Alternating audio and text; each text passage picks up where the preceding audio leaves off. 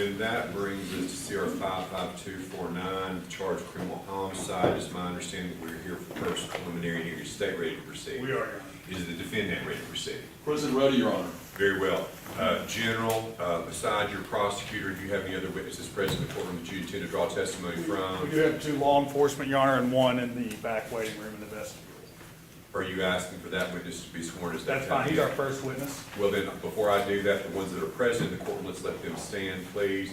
Mr. Isaacs, does your client intend to testify to rebut this, your probable cause, or do you have any witnesses that you intend to call? At this time, we do not anticipate calling any witnesses, and we would ask for the rule of sequestration. Very well. Gentlemen, I need all three of you to raise your right hand. You solemnly swear or affirm to tell the truth, the whole truth, and nothing but the truth, so help you God. I did.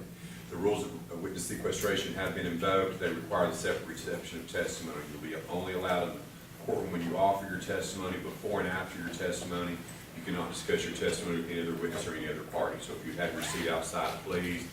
Counsel, is there anything preliminarily, or can we go straight to proof? Straight to proof of the state, Your Honor. Mr. Isaac, straight to proof. Straight to proof. Very well. Who'd be your first witness, General? Your Honor, state would call Wardell Henley Jr. If Mr. Henley could step in, please.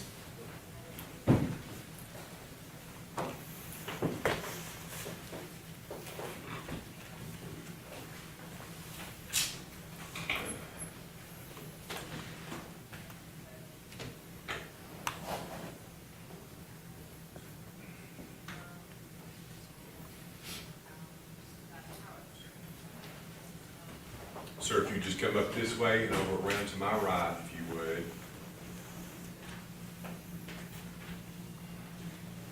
Just follow me to the instructions.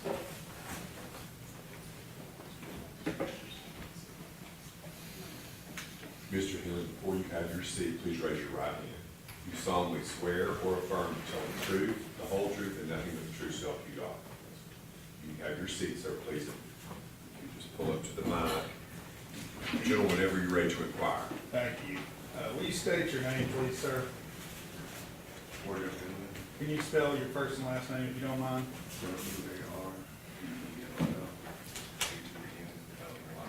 And where do you live, Mr. Henley?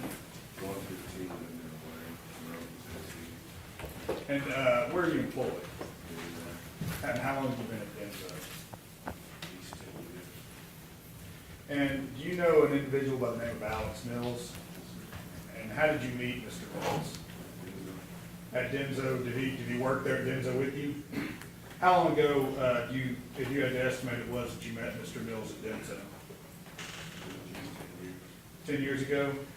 And do you know someone by the name of Tony Mills? And who was Tony Mills? All right, and do you know Jackie Mills? And who was Jackie Mills? If you had to just describe your relationship with the Mills family beginning when you met Alex and Denso, how would you describe it? You got along with them pretty well? Did you know them pretty closely? Do you know how long Alex has been gone from Denso, not working there? I know when I met him at Denso, it was almost a year.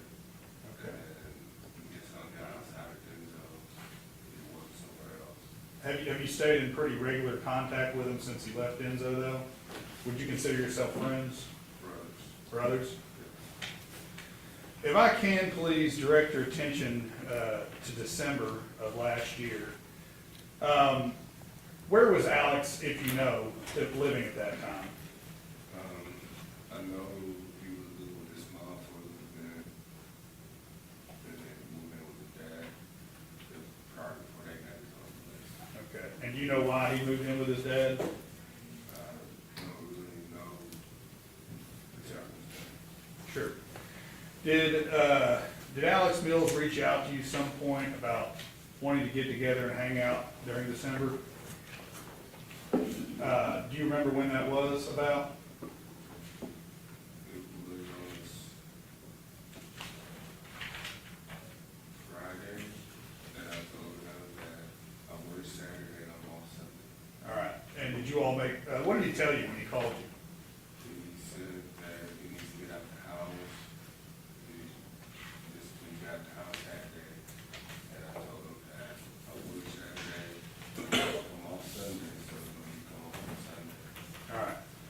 you worked, what shift did you work at Denso? I was second. And what time is second shift? I was team leader now, so I'm going from, at the time I was still team leader.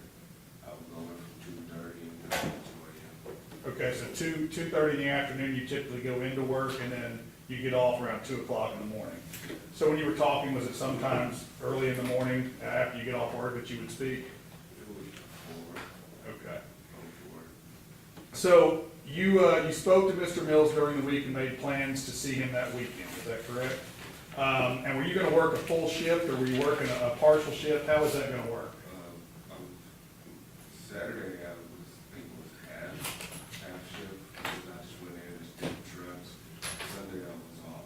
I didn't talk to him until Monday, when I told him I took a half day off. Okay. And did he arrive for your time to hang out as you initially anticipated? Okay, what happened when he didn't show up for you all to spend time together? I called him. And how did that conversation go? I didn't get contact. Well, beforehand, I called him on Monday when he called me. He was frank to say, they say it was his dad touching him and stuff like that. And I said, okay, look, let me do a half day. I can't take the full day off of work. I'm gonna do a half day. And then I get off of work, I'm gonna call him. All right. And did you do that? Yes. And did he answer? All right. When did you next communicate with Alex? It was have to be sometime about 10. 10 o'clock that night? And how did that communication, did he call you, did you call him? I called him, and that's when he answered, and I said, are you still coming over? He said, yeah, are you sure we still come over? I said, yeah. He said, you wanna hang out, we can talk, come on. And did he come? Yeah. And was that at your residence? So you said it was about 10 o'clock at night or something like that, is that correct? Yeah. And what kind of vehicle did he drive when he arrived at your residence? Like Lexus, A white Lexus? if I'm not mistaken. Okay. And what happened when Alex got to your residence?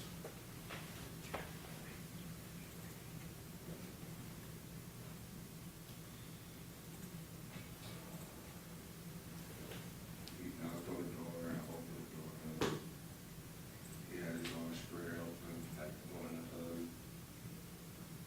And he couldn't. Take your time.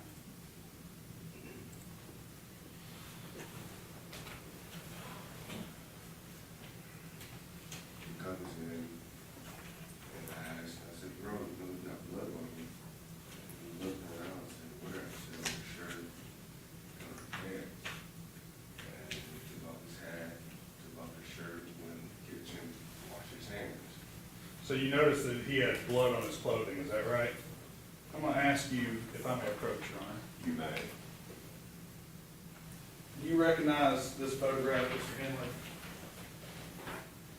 What is that a photograph of?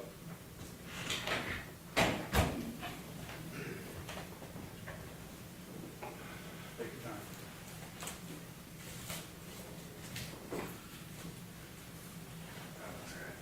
That's Alex's hat? Is that the hat he was wearing that night when he came to your house? Or are we asking to come to exhibit number 1, please? Mr. Isaac, any objection to the proffered one? No. So received without objection.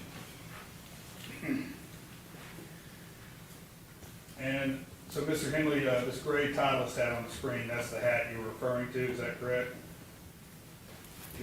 I may approach again. You may. Likewise, Mr. Henley, you recognize this photograph? And what is that a photograph of? Alex shirt. Is that the shirt he was wearing that night when he came to your house? Or are we asked to come to exhibit 2, please? Mr. Isaac, any objection to the proffered two? None. So received without objection. And we saw some spots on the hat, Mr. Henley, and we can see some spots on the shirt. Is that what you were referring to when you said you thought that he was covered in blood? All right. So you said he took the shirt and hats off, correct? And he went to the bathroom and washed up? He went to The the kitchen. kitchen. All right. And let me ask you, did you notice anything strange about Alex as you were interacting with him at this time? I know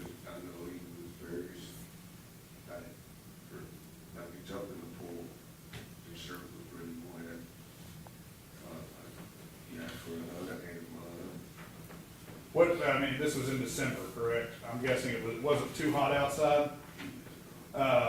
Did you find that unusual that he seemed to be that wet?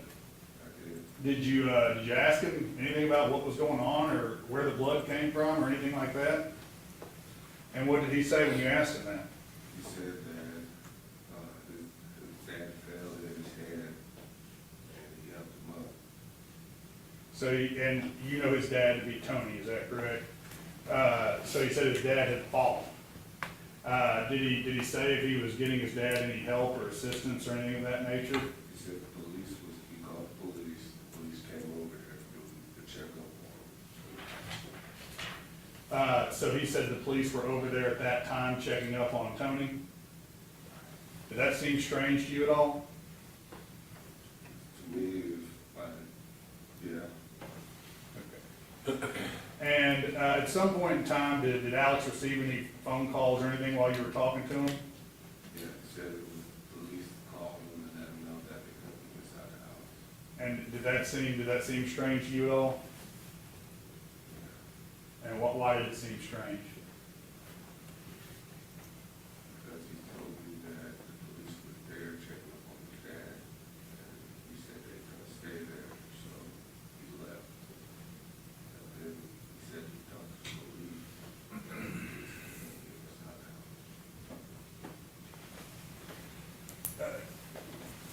Did Alex eventually leave your residence? Can you tell us how that occurred? What occurred when he left? He sat down, less than 10 minutes. He said, "I got a shirt and a car."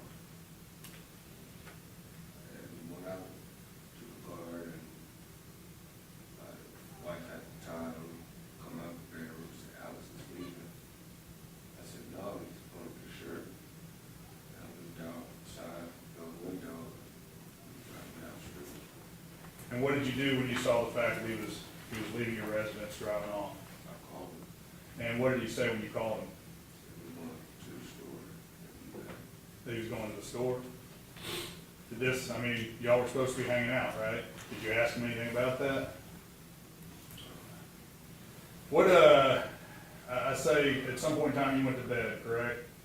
Did you decide to take any actions, the next day regarding kind of what was going on with Alex and your conversation you had with him?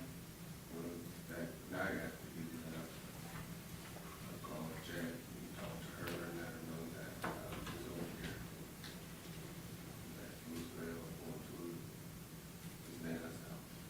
Hey Tim, it's Miranda, senior helper. You want to take that outside? Did you at some point in time, decide that you wanted to go, did you try to communicate with Tony at all? I tried calling him, he didn't answer. Okay, so you tried to call Tony's phone, but he didn't answer.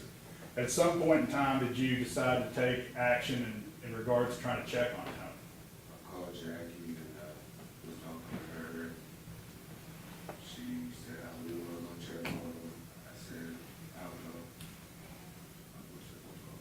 All right, when was this? It was right before I had to be at work, So it was in the afternoon. early afternoon? Did you know where Tony lived? No mom gave me the address. And when you say mom, who are you referring to? Jackie? And did you respond to that residence?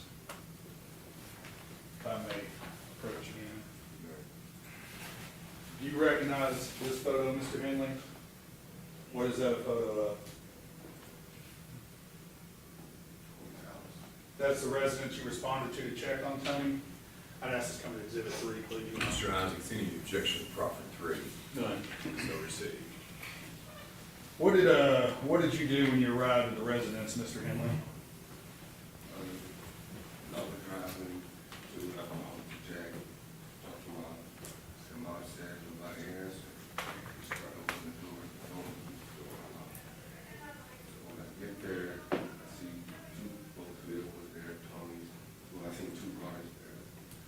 And I knocked on the door, I heard Marty barking. And who is Marty? That's his dog. What kind of vehicle did you drive over there? A red Pontiac. Red Pontiac sedan? So what did you do when you heard Did you say Marty was the dog's name? Marlon. Marley? What did you do when you heard Marley barking? I just moved upstairs, no one comes to the door, open the door. And did you open the door? And I know this is difficult, Mr. Henley, but when you can, can you tell us what you saw when you opened the door?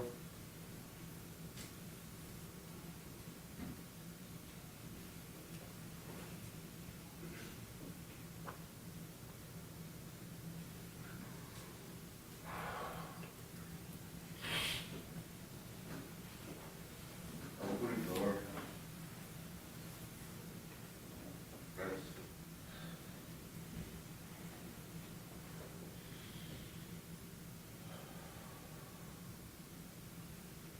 Seen Tony lying in there. I seen his leg. Seen the sheet had blood on it. I walked out. So you saw Tony in the bed, you said you saw his leg, correct? If I may approach. I'm sorry, Mr. Henley, but very quickly, do you recognize this photograph? Is that the view from inside the front door that you saw that day? That's come as exhibit number 4. Objection to proper 4, Mr. Isaac. None. So received. Now, Mr. Henley, you said very quickly that you exited the house, is that correct? Did you ever go to the bed itself? I could, Did you ever touch Tony? I do, what the dispatch I was talking to asked me if I could walk up to the bed, see if I could give him CPR.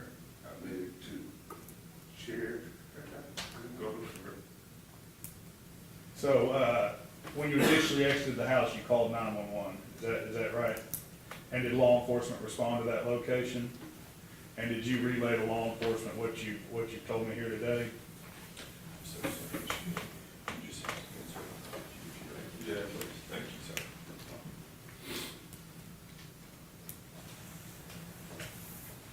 When Alex was at your house, you said he took off his shirt and hat, correct? Did he leave his pants on? Okay. And when he left, did he still have those pants on? And Alex, is he in the courtroom here today? Could you please point him out if you don't mind? I'd ask the record reflect he's identified the defendant, Your Honor. The record will so reflect what was identified the defendant, Mr. David Alexander Mills.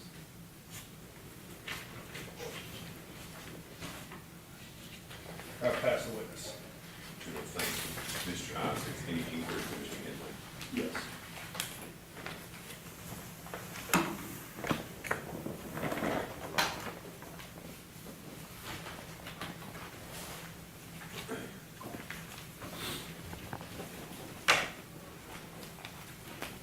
Good morning, Mr. Henley. My name is Gregory Isaacs, and I represent Alex Mills. Now, Alex knew you as Dale, correct? And you both worked together at Denso, correct? And when you worked at the same shift, you became friends, correct? And you would frequently socialize after work, correct? Yes, sir. And you, in your direct examination, characterized yourself as brothers, correct? And during the period of time when you were friends with Alex, you knew him to be a happy-go-lucky, fun individual, correct? You knew him to be somebody that had a reputation for truth and veracity, correct? Yes, sir. And you had no reason to doubt information that Alex would tell you, correct? And that relationship was a relationship when Alex told you something, you felt you could rely on it and it was truthful, correct? And let's fast forward to December 18th of 2023. Alex reached out to you, correct? And Alex called you, correct? And Alex told you that he did not feel safe with his father, Tony Mills, correct? And when he told you that, you took Alex seriously, correct? And in fact, you took it so serious that you took a half day off work, correct? And that's the day that we're talking about, correct? And when Alex told you that he didn't feel safe at his father's house, you didn't say, well, I'm sure this will pass, it'll blow over. You called and rearranged your schedule to make yourself available for your friend, correct? And Alex did not show up as scheduled, correct? And you were concerned, correct? And when he did show up, his affect demeanor was off, correct? And I think when you spoke with my private investigator, Richard Calcagno, you said that you did not think Alex was in his right mind, correct? And when you observed Alex and you asked him what happened, he told you that, quote, Tony tried to fight him, but he did not fight back, correct? And you had no reason not to believe Alex, correct? And he further told you that when he was sleeping at the house, his father, Tony, touched him on the chest and thigh and made him feel uncomfortable, correct?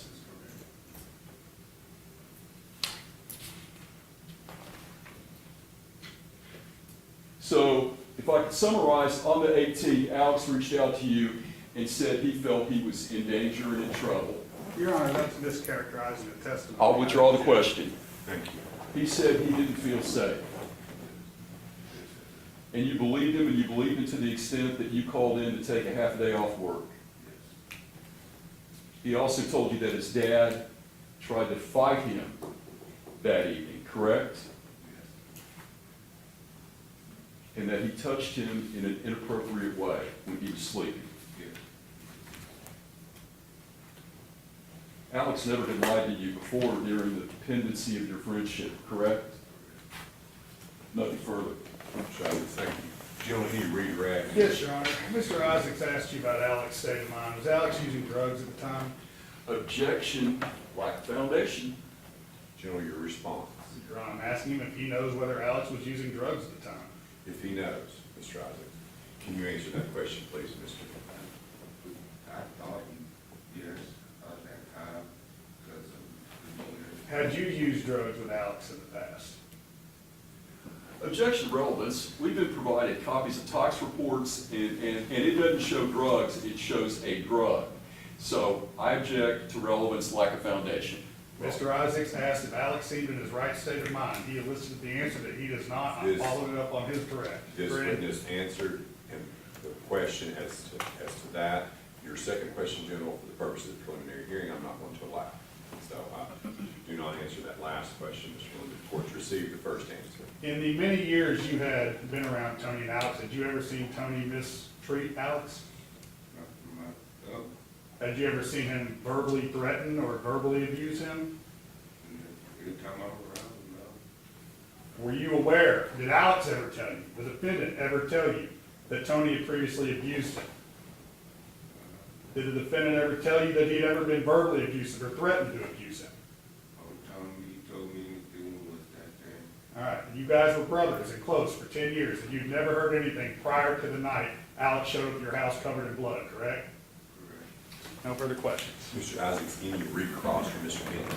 No, Your Honor. Counsel, may Mr. Henley be released from his subpoena? Please, Your Honor. Mr. Henley, you are free to leave justice if you so choose. If you decide to stay, however, Mr. Henley, the rule of witness sequestration has been invoked. You'll have to remain outside the courtroom while the hearing is going on.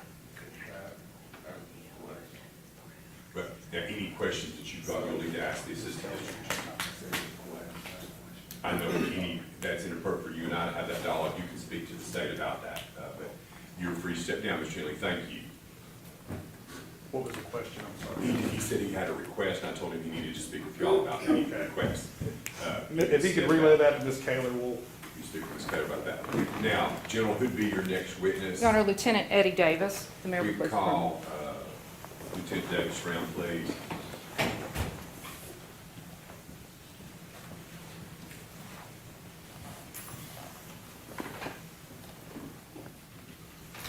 Lieutenant, you've been previously sworn. General, whenever you're ready to inquire. Lieutenant Davis, if you wouldn't mind state your name for the record, sir, Eddie Davis, and where do you work? the Maryville Police Department. What are your job responsibilities at the Maryville Police Department? I am a detective with the Criminal Investigations Division. Okay. Did you have reason to become involved in a dispatch up to 2317 Old Miles Ferry Road back in December of 2023? Yes, ma'am. What led to you going out there that day? I responded to that location reference to a death investigation. I'm going to show you some photographs here, Detective, if you don't mind. What county or city and county is the 2317 Old Miles Ferry Road address located in? Maryville, Blount County. I'll show you first, we'll call it Exhibit 5, I believe. General, yes, we're to 5. Do you recognize the photograph there? Yes, ma'am. What is that photograph of? The 2317 on Miles Ferry. All right, we don't, that's 5. So received. Now, General, just so you know, it's already in his, there's a 3, but we'll take that one as 5 as well. Okay. When you got out there, do you look, what do you do when you get out to a scene, Detective? You try to take an overview of the entire scene. Okay. And did you do that in this particular Yes. scene? Do you recognize Exhibit 6? Yes. What is that? That was a car that was sitting in the driveway. All right, that is the next one, Your Honor. No objection to the proffered 6, Mr. No. President. So received. We heard testimony previously from our previous witness, Mr. Henley, that he was in a red vehicle. Did you determine whose vehicle this belonged to? I did not process the vehicles. Okay, all right. We'll show you Exhibit 7. Do you recognize that? Yes. What is that? Those were 2 other vehicles that were in the driveway. All right. No objection, Mr. Chairman. None. So received 7. And so those were also present when you got there to the Yes, scene? ma'am. Show you what we call 8. Is that the entrance door to That's the the residence? entrance door to that residence, yes. Then after that is 9. So received. Was it open when you got there? Yes, ma'am. As you walk in, we'll call this Exhibit 10. No, we're denying, General. Wait, 9, Yeah, Your Honor? yeah, Sorry. it's- Right, 9? This is a picture from the front door into the residence. Okay. Right after that, that's 9, right? No objection. So received. When you go into the residence there, what is, this area looks like the kitchen, Yes, ma'am. is that right? So what would be to your immediate left? That is the kitchen, immediate to left, what I would call the living room, Okay. bedroom combination. And then the area that's back here, in this area, is that the sleeping area? Yes, It's like a studio apartment, right? yes. 10, Your Honor? Do you recognize what we call Exhibit 10? Yes, that's a photo from just inside the front door, which goes over to the left, the living room area, bedroom area. Okay. So that's moving kind of around to the left Yes, ma'am. from the door. Yes. All right, 11, That's moving even further left, so that would be the outside front wall of the residence. so when we're looking at 11, and we offer that as 11, Your Honor. So when we're looking at 11 there, Detective, that's gonna be the front wall that we saw in that photograph that was looking in, where there's a, Yes, if you step right in the front door and turn immediately to your left, that's the view from that photograph. 12. Recognize 12. Yes, that is the kitchen sink, right as you come in the front. And after that one is 12, Your Honor. So received. Was that the way it was when you got there, Detective? Yes, ma'am. Lots of things sort of piled up on it? 13? Yes, that is the kitchen sink, and the items that are in the sink. After that is 13. No objection. In the sink there, Detective, notably, did you remove this knife that we see here located in the sink? I observed the knife, I did not remove it. Okay. Was it removed from the, Yes, yes, ma'am. from the sink? Show you 14, do you recognize that? That is the knife that was in the sink. No, right after that is 14. So received. Detective, you had a chance to examine that knife at all, or did someone else process the scene? I looked at it, I did not process the scene, those were other detectives that processed the scene. When you looked at that knife, what did you note, if anything, in terms of your investigation? I noticed some blood on it when it was in the sink, or what appeared to be blood. And where is that knife now? That knife is at the Maryville Police Department today. I'll show you, 15. 15. Where I'm walking downstairs. Maybe it's in That's okay. There's a list of things that are at the TBI. There was lab. a long list, yes. Yes, okay. That is a roll of paper towels that were beside the kitchen sink. Okay, that was 15? 15, Your Honor. What'd you know about the paper towels, Detective? I did notice blood on the outside of the roll. Okay.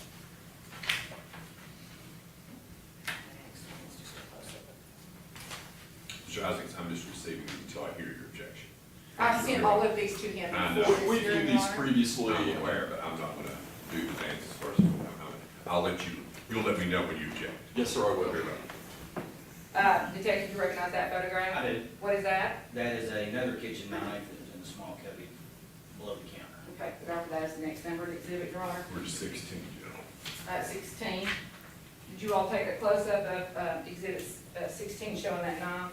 Yes. We'd offer this one if Your Honor has 17. So received. Is this a close-up of the other knife that was located in the house? Yes.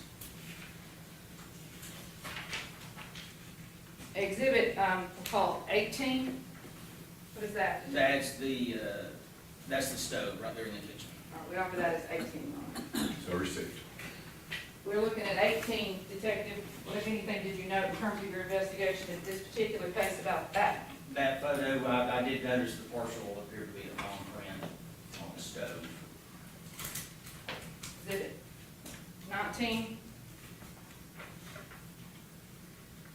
That is a picture of the floor, and what looked to me when I observed the scene to be a footprint. We'd offer that as the next numbered exhibit. That is the 19. On 19 here, Detective, when you're saying what looked like a footprint, you're talking about what's on the actual wood here? Yes, ma'am. And this bag that we're seeing here, what, if anything, did you think that was? That I do not know. That was. How about this? You don't know for sure what those I are? don't recall. Those were processed by. But those are present there at the Those are present at the scene, yes. We could talk about exhibit 20. What is 20? 20 is the bathroom. Is that the door into the bathroom? That is the door into the bathroom. We know that is 20, Your Honor. So received. What, if anything, Detective, did you note about this particular exhibit as it relates to why you'd be taking photographs? Or It why appeared you are? there's also blood there. It appeared to me that someone was touching the wall. And we noticed some cast off on the back wall, some blood splatter. Are you talking about here? Yes, ma'am. And immediately to this direction of this blood spatter that we're seeing here, what is that? You know, that is something that's on that side. Immediate to the left, that's Yes. the bed. Was there a body in that bed? Yes, that's where Mr. Mills was. Recognize that image? Bathroom sink. And we offer that as 21. So received. What'd you notice about 21, Detective? Just, are you taking pictures of everywhere in the house at this point? Those photos were taken by detectives that were processing the scene. I actually did not go beyond the doorway into the bathroom. We can talk about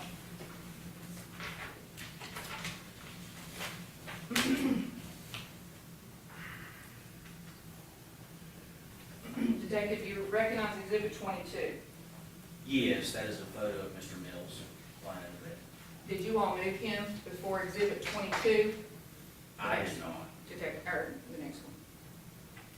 We offer that as the next numbered exhibit, Your Honor. So received is 22.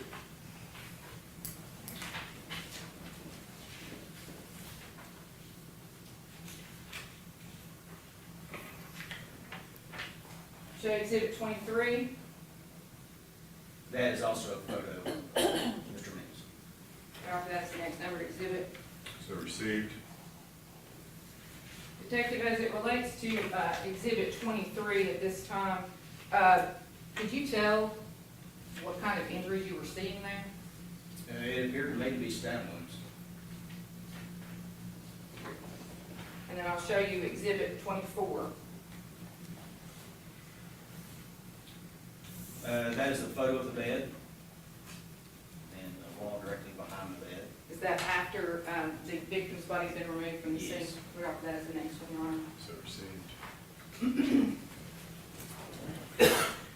Detective, once you all had gone out and taken photographs of the scene, was it processed? Yes, ma'am. Who processes scenes for y'all? That would be Detective Clayton Hall and Detective John Bevins. And Detective Hall's here today. Yes, ma'am. And so once you had, what caused you all to go out to the scene to begin with?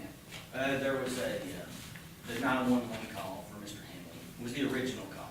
Okay. And once you'd gotten out there and found Mr. Mills, what did you do? What is your next step after he's located and you all have viewed the scene? Well, the next step was we determined who was going to do what. Did you begin an investigation into who might have committed this Yes, ma'am. I did. offense? What led you to Alex Mills? We were speaking just outside the residence, and Chief Chris had advised me that. Objection to hearsay. Well, Your Honor, unless he's gonna say something he was told for the truth of the matter, it's not hearsay, so I'm not exactly sure. Were you asked to look into, to find Mr. Mills? Yes, Okay, where did you go to locate him? we had a phone number, had the 191 dispatch ping that number, and we located Alex Mills. Okay. And you all had the 911 call that had been made by Mr. Henley at that time? I had not listened to it at that time, but yes, it had already been made. Had somebody relayed the communications that were involved in that 911 call to you all, so you knew where to go? I'm sorry So to, you knew where to go to look for, did you get information from that 911 call so you knew where to go to find the body and what to be looking for? yes, but I had not listened to it. Okay. Where was Mr. Mills located? Oh, Charlie's and Alcoa. All right, do you know who located the defendant? Yes, Officer Simpson, Officer Robinson, and Chief Chris. Okay. And was the defendant, Mr. Alex Mills, taken for an interview? Yes, And where was he taken? to the Maryville Police Department. And when he got there, did you all do an interview? Yes, we did. Was that recorded? Yes, ma'am. All right, at this time, we'd like to offer the interview of the defendant as the next numbered exhibit in this case. Any objection, Mr. Isaac? No. Very well, so received. That be states 25. If you have the jacket, gentlemen. I actually do, Your Honor. I'm just gonna mark it. And Your Honor, if we could approach for just a second. Of course. But actually,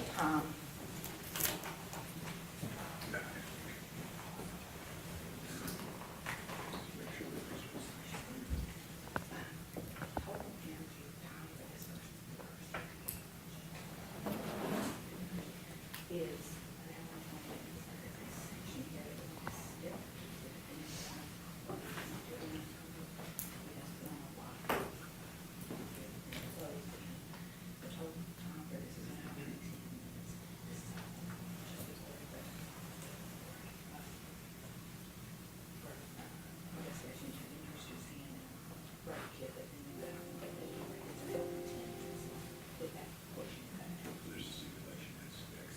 that's what I was just gonna say. She'd have to show them everything on clinics. It was just that portion.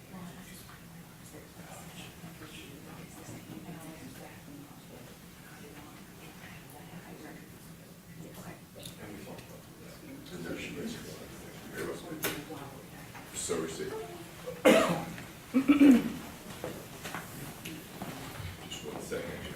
All right, just so the court will know, and I know council knows, and of course the lieutenant knows, that this video is about an hour and 10 minutes long. If I could just sit down, so if I need to take some. Oh, notes, Joe, or of maybe, course, please, yes, So they'll know of course. I'm not leaving, I'm just gonna move out of the way for a minute.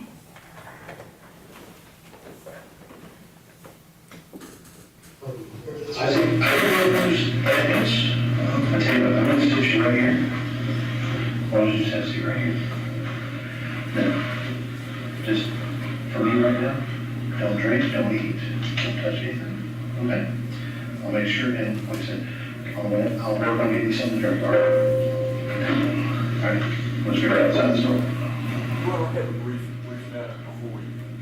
We could pause it. Do you need to approach?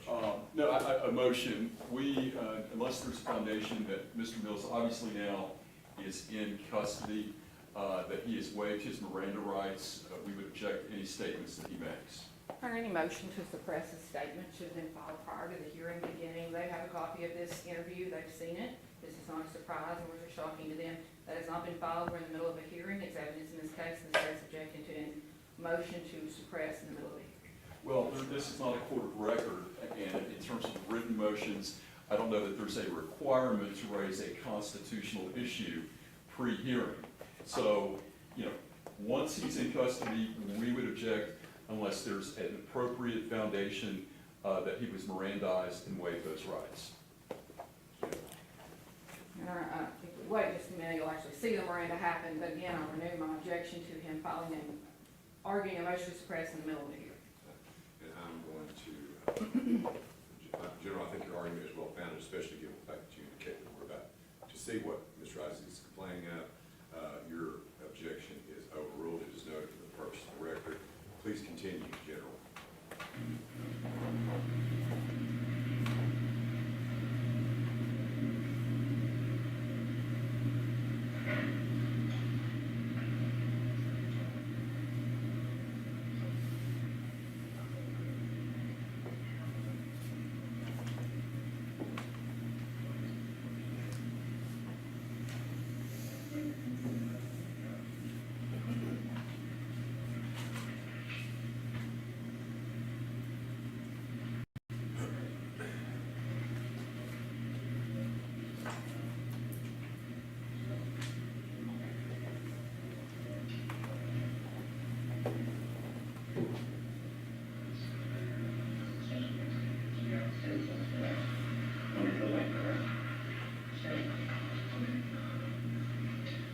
Hello, Mr. Mills. Hey, Mr. Grant. Anyway. Okay. All right.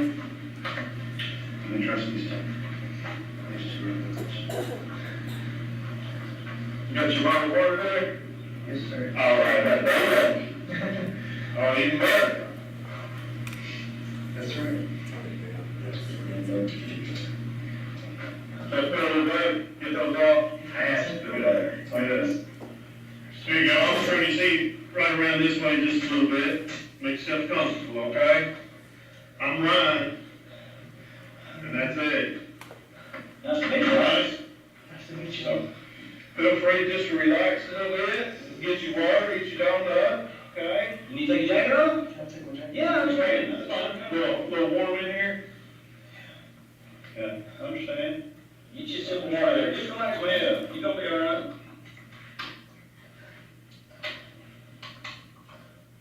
Is it cold? I bet you got it off the table. I bet it ain't very cold. Well, you act like you enjoyed it.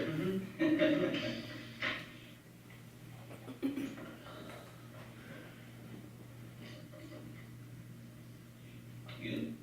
All right. While you're doing that, I'm gonna make sure you know what your rights are, okay? I'm gonna read this to you.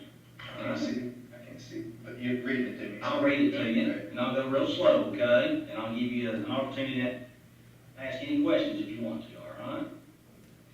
Before we ask you any questions, you must understand what your rights are. You have the right to remain silent. Anything you say can and will be used against you in court. You have the right to talk to a lawyer for advice before we ask you any questions, and to have him or her with you during questioning. If you cannot afford to hire a lawyer, one will be appointed to represent you before any questioning if you wish one. If you decide to answer any questions now without a lawyer present, you will still have the right to stop answering at any time. I have been read this statement of my rights, and I understand what my rights are. No promises or threats have been made to me, and no pressure or coercion of any kind has been used against me. Do you understand your rights? Yes. You understand what the rights are? Yes, sir. Okay. Now that I've read these rights to you, you willing to talk to us? Yeah. Will you talk to us? Okay. I'll say what you got. Okay. What I'm gonna get you to do, you mind if I slide over here next to you? Sure. I'm gonna lay this in front of you. What I'm gonna get you to do, if you'll just sign right there, the best you can.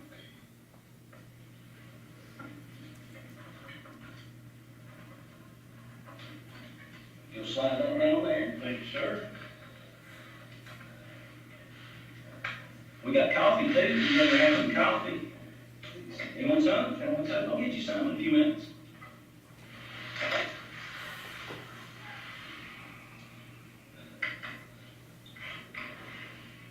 You okay? You need to take a couple deep breaths? There you go.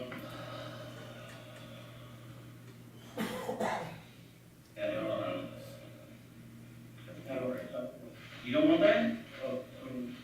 That's all. You don't have that. I'll save it for later if you want to. So, we're gonna ask you a few questions, and we wanna talk to you, okay? And feel free to take your time, all right? We don't want you to rush or anything like that. Enjoy your water and just relax and us sit in here and have a conversation with one another, okay? That work? So, you know why we're here? No? Well, I mean, that was right from you guys, Right. and I'm sorry about that. Understand, we appreciate that, and, you know, no harm, no foul, no injuries, nobody got hurt, so that's the main thing, right? As far as the running from us. Why did you run from us? I was scared, my adrenaline. Okay. Why were you scared? Because he came out and he pointed a gun at me when I was leaving up Charlie's, Okay. and I was having some food at Charlie's, and when I left, it was an undercover unit, and he, like, swerved out in front of me, and it scared me. Okay, I understand. Did you know why they were trying to stop you? Well, I mean, Don't have a clue. no, Take a deep breath. We're just talking, okay? I think you have a pretty good idea of why they wanted to talk to you, okay? And this is your opportunity that you're getting right now to talk to us about everything that's happened. And with who? With my dad? Yeah. with your guys, Is that what? that's why we're That here. makes me relax. Okay. I thought you guys were gonna like, I don't know. No, Just relax. we're here to, like I said, we're here to have a friendly conversation, okay? And yes, you are right about your back. And we can talk about the past 24 hours, we can talk about the past couple of days leading up. But we want to ask you some questions. And you tell us where you need to start at. And you tell us how it led to the police. Well, so here's how it rolled.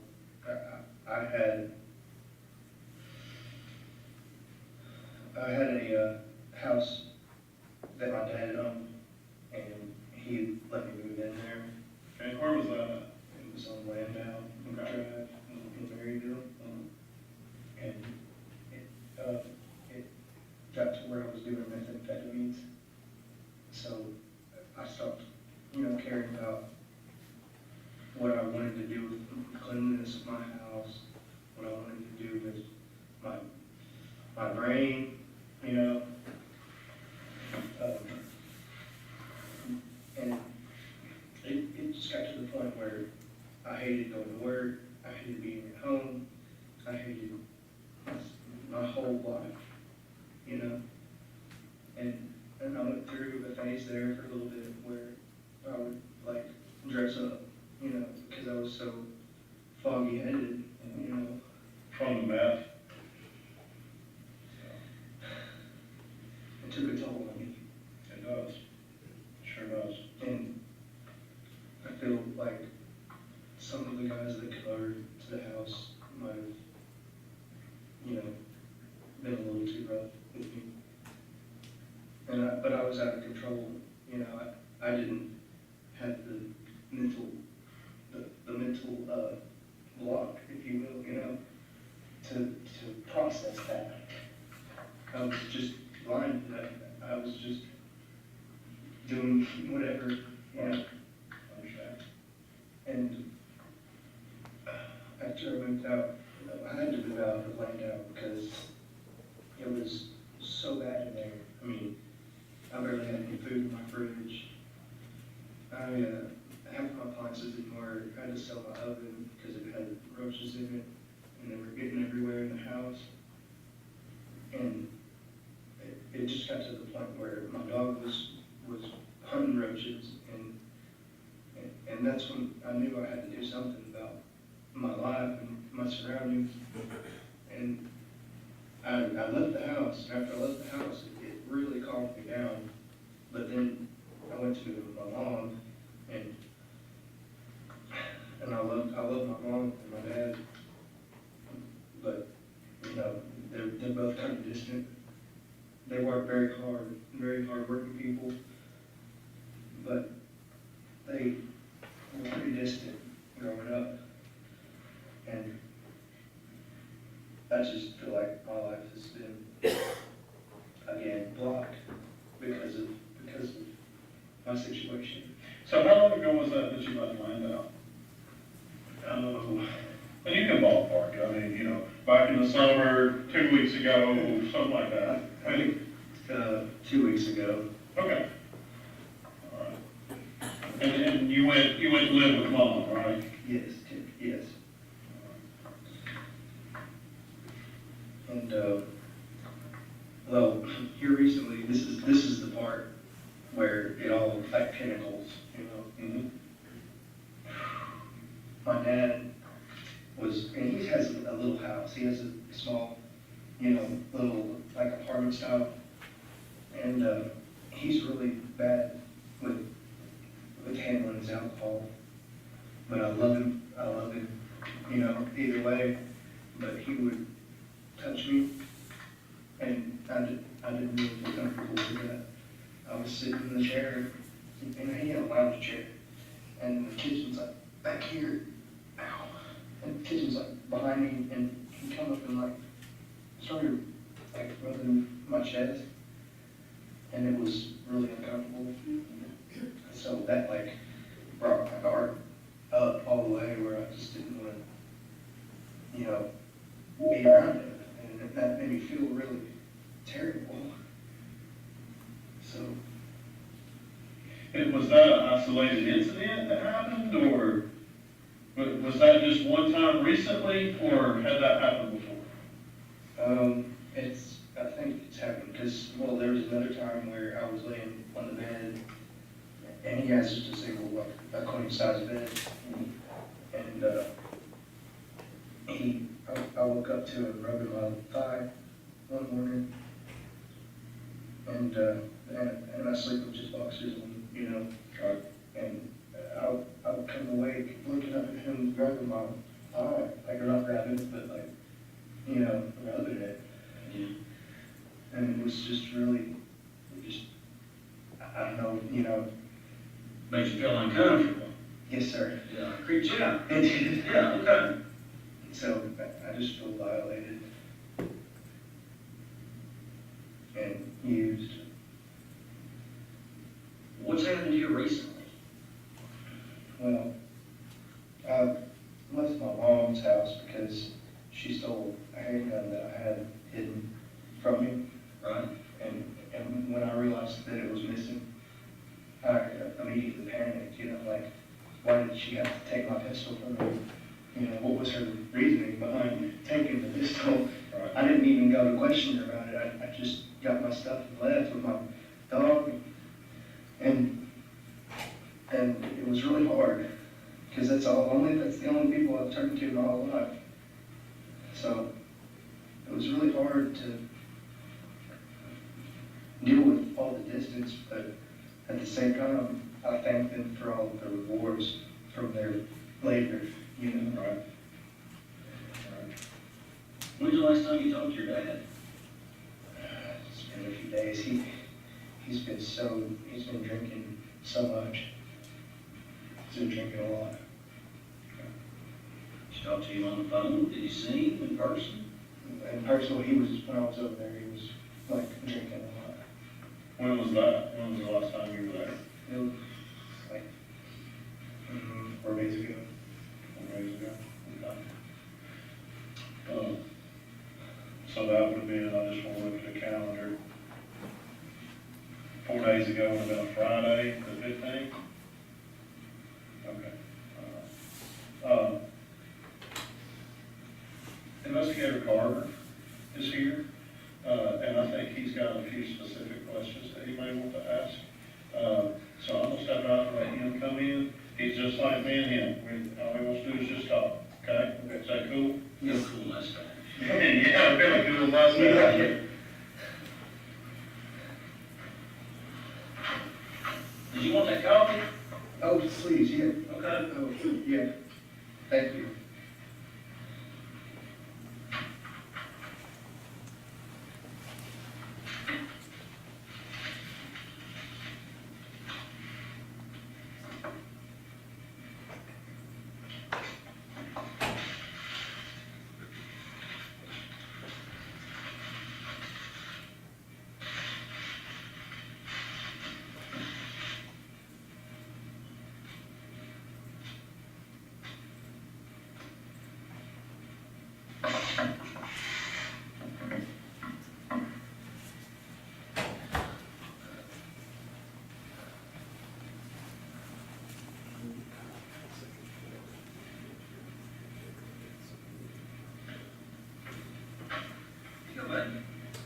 I'm sorry I spilled this one. Oh, that's good. We need some more paper towels? Here's some coffee. I'll get you some more paper towels. Thank you, sir. You drink some of that coffee. Okay.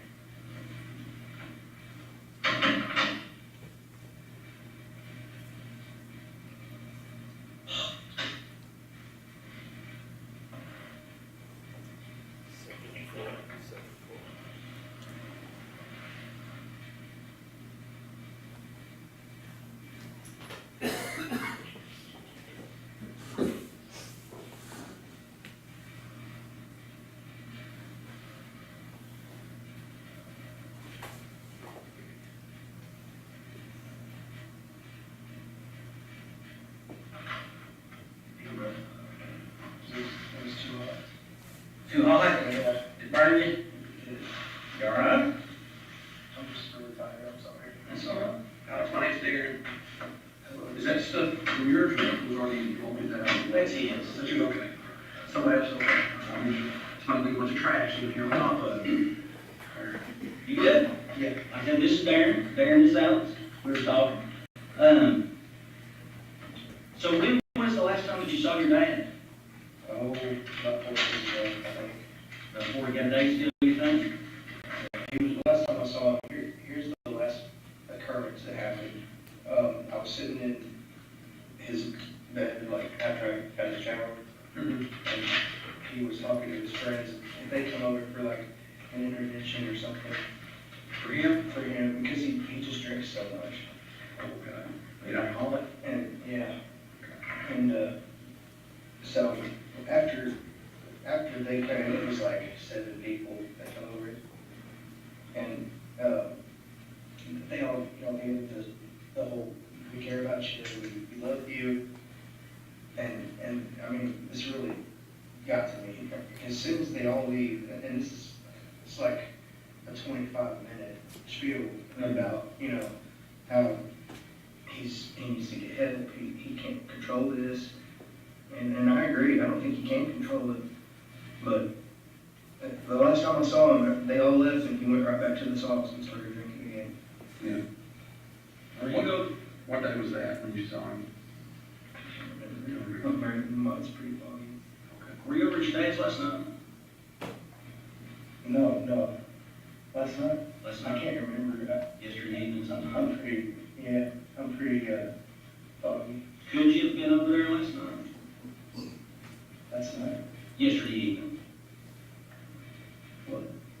No, last night. No, I don't remember. Well, what have you been up to, man? How are you doing? You look like you're a little shaky, man. I really can't even decide how I'm doing. What have you been doing the last couple of days, man? I've been running from my family. Have you? Because they all just want to abuse, I don't know. Are they unfair to you, or are they mean to you? What are they doing? There's something, they're unfair to me. It's just, I don't feel comfortable around my dad, and when my mom took my pistol, I don't feel comfortable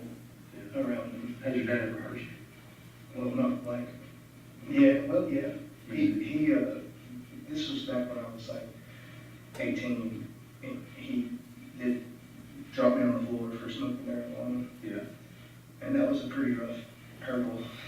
yeah. What about since then? You said your mom was taking your gun away from you. Why'd you take your pistol away? I don't know, and that's the thing that made me so scared. Yeah. Is that I couldn't figure out why she would take my pistol from me. So I felt like in fear of my life. You feel like you could defend yourself? How long ago did she take it away from you? Has it been a couple days, a week, or? I don't remember. Well, I can understand there's a lot going on, Alex, and you can't remember, but listen, you're gonna have to understand stuff for us to help you a little bit. Right? I mean, I'm here to help you. If you're in fear, you've been victimized, something's been mean to you, then we gotta figure out what's been going on, right? What's happening. Open up to us, Alex. Open up to us, man. Let's help you. Oh, Open up, okay? Open up to us, all right? Tell us what's going on. Tell us everything. We want you to talk. I can tell you we're going to get stuff off your chest. Open up to us. what do you mean, like, open up to you? Yeah, yeah, what's going on? I mean, you got blood all over you. We ran from the police. You got scratch marks on your mouth. I mean, it's been pretty rough on you, right? I mean, so, do we need to help you with something? What's going on? I just think I need some medical help. Your hands hurt. Hands hurt. How come your hands hurt? I got beat up pretty bad in the little stupid run I did. I wasn't running, I just was scared, I guess. I wasn't in control, really. Oh, you mean just a little while ago? Yes. Okay. When the police scared you, you ran from them? Just undercover, it was a black car, I didn't see the It scared police you. or anything on it, so. Is that? You got something hurt? Looks like a little bit. No, I'm from getting it up. Can I see, can you show me your hands? Turn your hands over like that, let me see them. Okay.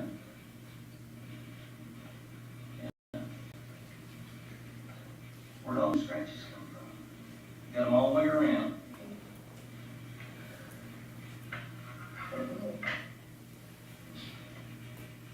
That's a lot of blood. You know where it come from. It's from the car accident. I know that, but where are you bleeding from? I'm just checking on you. It's right here, I guess. I don't know. You don't know? What would you say if I told you that we had someone that told us that you were at your dad's house last night? What do you mean? They saw you at your dad's place last night. You said you didn't remember if you went yesterday evening or not.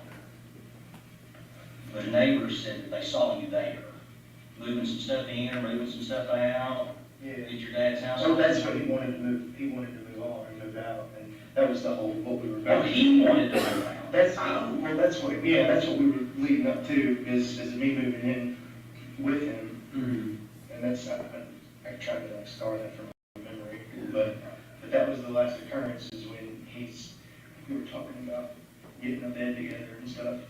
That was last night? Yeah. Was the last occurrence? Yeah. Well, so what was said? What did he say? He was just like, I want to have a good relationship with you. I think we could be really good together. And I felt like that I had to go with it. Last night? Like, well, yes. Okay. I'll stop interrupting you. Go ahead and tell me what happened. Well, that's what led up to the intervention of his parents coming up. After I got out of the shower, he gave me a razor to like shave with and stuff. So this is last night? Yeah, this is yesterday. Gotcha, okay. So I'm in the shower with my shavers and I was shaving my face and stuff, and he wanted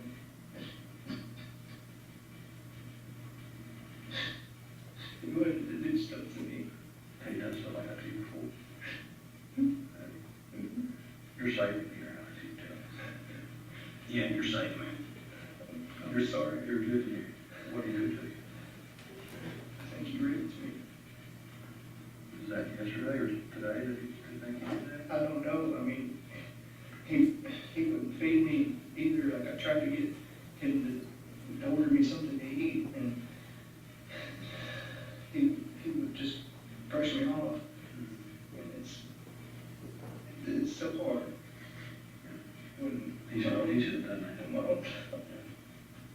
Mom and Dad don't want to feed me.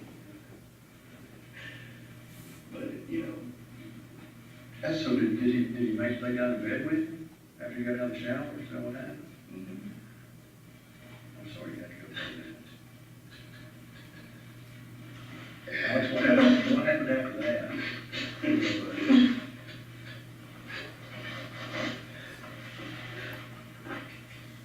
I think he might have been like giving me something, like just sedate me or, I don't know. Well, nobody should ever be a victim of anything like that, Alex. And I'm sorry that happened to you. How did that make you feel when you figured that's what he was doing, that's what he'd done to you? Useless. It made me feel like I didn't have anywhere else to go, you know? I'm 29 and I just don't want to feel like my life was for nothing, you know? That's what I feel like. I feel like my life has been all just for nothing. But I think he's been one of the contractors making it happen. You think he manipulated you all this time to keep you, to control you? Yes, sir. It sounds like that may be what happened. And so I was just so scared to be around him. Once you found out what happened, it makes you mad. Huh? Did it make you mad when you found out what happened? Were you angry at it? No, I still hug him, and I said, I love you. After all he'd done to you, you still loved him as your dad. I have to love him. I need to love him.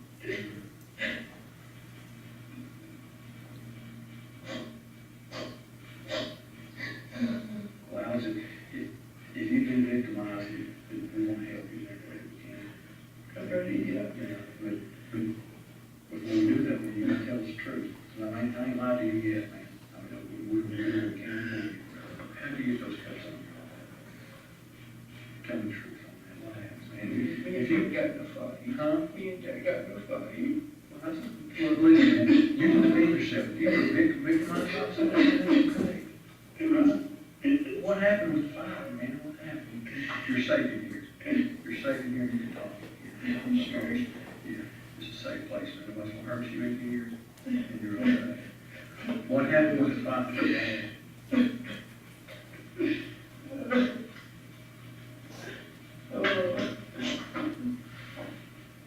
It was just, he kept trying to come over and like touch me and rub on me. Is that how he get started before when he would do something? So you felt like you knew what he was going to do after that as he started touching you? Is that right? Okay. And so I left and I didn't want to talk to him anymore. Yeah.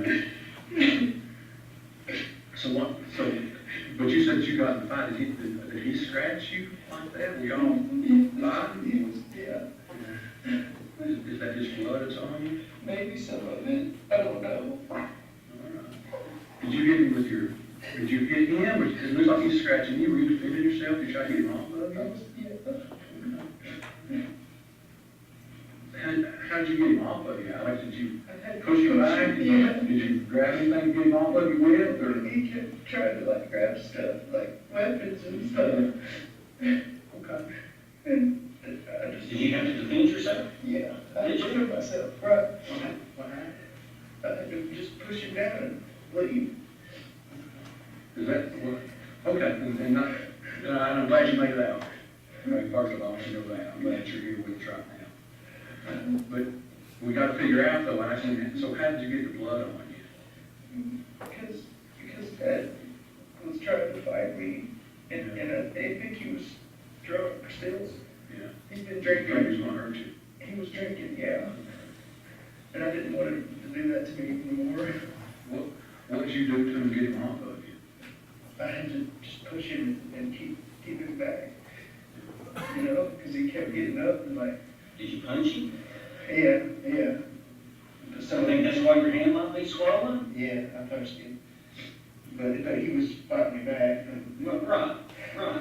Well, you're defending yourself, right? And you think that blood that's on your pants came from your dad? Maybe some of it, yeah. But he was so weird, creepy.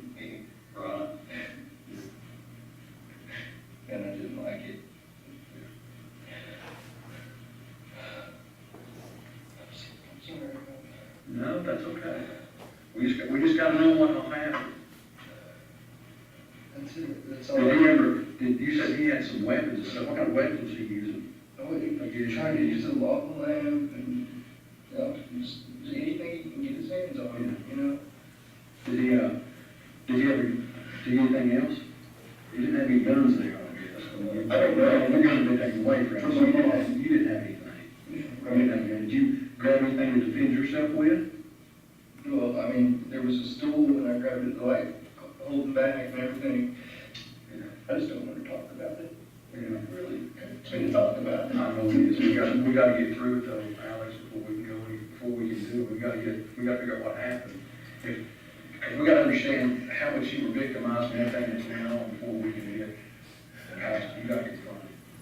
You gotta confront what he's done to you. We gotta just kind of get it all figured out. Make sure that you're gonna be all right. So when you left him, was he bleeding when you left him? He might have got drunk. He was drinking when I left, so. Yeah. Okay. Where was he bleeding from? His face. His Like, face. it hit, I can see like it hit something or. So do you think he hit something, or did you hit him, or what do you think happened? Well, I think we got in a pretty bloody fight and I left him and I didn't want to talk to him anymore, so. I don't know, I need to check on him. I don't know if he's okay. Yeah. I just know that we had it was pretty bloody. Pretty rough, violent. You're trying to defend yourself. So, pretty bloody fight. So he didn't get good licks on you, and he scratched you a little bit, your arms bruised. It looked like, did you do most of the, I mean, did he get you any shots or anything? Yeah, he did. Everywhere? And he did, and I got him a pretty good time with my right hand, yes. And I'm sorry for that. And I still love him, however he is, I still love him. Yeah. Well, sometimes things just happen, man. We get mad, we get upset, we do stuff that we would normally do, you know? And if we were thinking clearly, stuff like that wouldn't happen. Sometimes it does. Doesn't make us bad people. It doesn't mean that we don't care about the people that it happens to. Why do I feel so bad, though? Why do I feel so bad? Because you're a person, man, because you love your dad. So you feel a little bit guilt about it. That's normal. Normal people feel like that. Mhm. I mean, I don't want you to feel bad, but the fact that you do, that's normal. That's probably to be expected. So after you and your dad got in the fight, did you leave? Yeah. Yes, sir. Where was your dad when you left? He was in the bed. In the bed? Okay. Well, yeah, well, wait, he was going to the bed, so I was like, you know. Going to the bed. Where did you go when you left? Huh? Where did you go when you I left? went just out to, like, my buddy's house, Dale. Dale? Mhm. Okay. What's Dale's last name? Dale Henley. Henley? Yes, sir. Okay. Henley. Okay. Did you talk to Dale about what happened? No, not really, I just, didn't have any cigarettes. You know, I went to the store to get some cigarettes, Yeah. and, I decided to just sleep in a motel room that night. And so, Well, did you get a hotel on the highway, Rockville Highway, or where'd you sleep at last night? yeah, it was on, I can't remember. I mean, I'm sorry, I just have to really call you anything. And my glasses are missing, I can't see anything. All right. Well, here's where I need you to tell the truth, Alex, okay? You've been telling the truth, so I appreciate everything. I know it's hard to talk about stuff like this, and I appreciate you doing it. But we need to talk about your dad, and we need to talk about how he really looked whenever you left. Okay? We need to talk about how we want the shape that he was really in. I think I might have killed him. You think so? What happened? Just the fight we had. I just don't know. Did you hit him with something? Did you hit him with your fist or your? Well, You said there was a lava lamp there, but anything else there? And a knife. A knife? What kind of knife was it? It was just a kitchen knife. Kitchen knife? But I was in a state of like, I wasn't in control, you know? Like, I didn't really think about it, I just was defending myself. Okay. Well, I think maybe they call that fight or flight, I've heard that something, right? I mean, so you felt you were defending yourself, right? I said, Yeah. So kind of tell me a little bit about what happened with that. So when you get out the shower, he's doing some things to you that you feel like is going to lead to him sexually assaulting you again. Right? So you feel like you're in danger. So you try to get him off of it, he comes back at you again. yeah. Well, how does the knife come into play? Was it already there? It was, yeah, I guess it was just there. I mean, it was like a blackout moment, you know? I don't really remember the process, the thoughts of what I was doing, you know? I was kind of out of control. If you could think back, I know it's really foggy for you. Would you say that you hit him with the knife Maybe more than 10 times, or less than 10 times, do you think? I think 10 times. You think about 10 times? Did he say anything to you whenever he was doing that, or? No, I don't remember. What did talk about? Do you know where the knife is now? No. Can I ask you this question? You all right? You good? Was Daddy in the bed when you were hitting him with the knife? He was in the bed? Okay. Do you remember, obviously you said that you were trying to defend yourself. So were you on top of him, Yeah. stabbing him with the knife? Do you remember where you hit him with the knife? Huh? Do you remember where on his body you hit him with the knife? No, sir. No? I can't remember. But you do remember he was on the bed? Yes. Okay. He was on the bed, but I'm sorry. It's okay, guys. You're doing great. I You're doing safe. good. You're safe here, man. So we're not going to anybody hurt you. Or anything happen to you. You're in the police department, you're safe place you've never been. Much will hurt you there.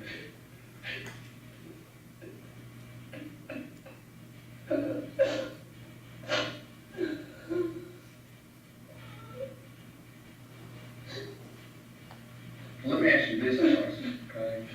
Would you be opposed to if we took you down and tried to do some blood work and make sure that you're okay? You think that'd be all right? Okay.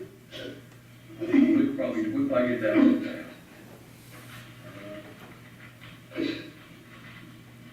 Let me go work on the logistics of that and get that worked out, okay? Is you good with that? Okay, we'll be right back.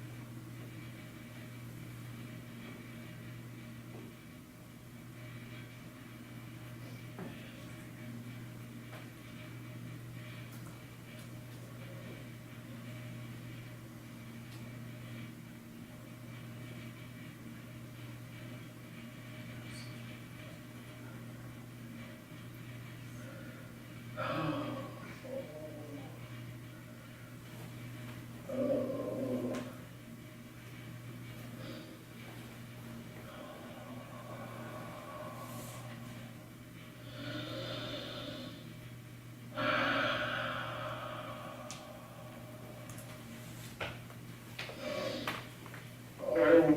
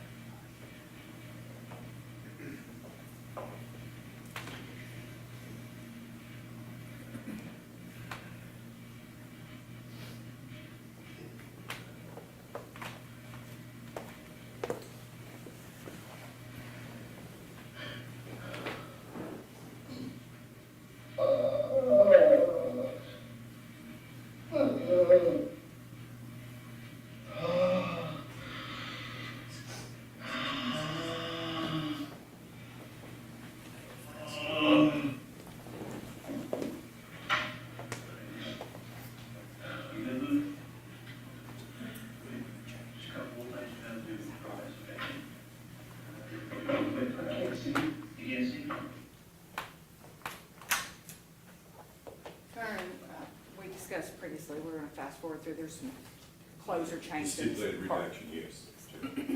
Take your time.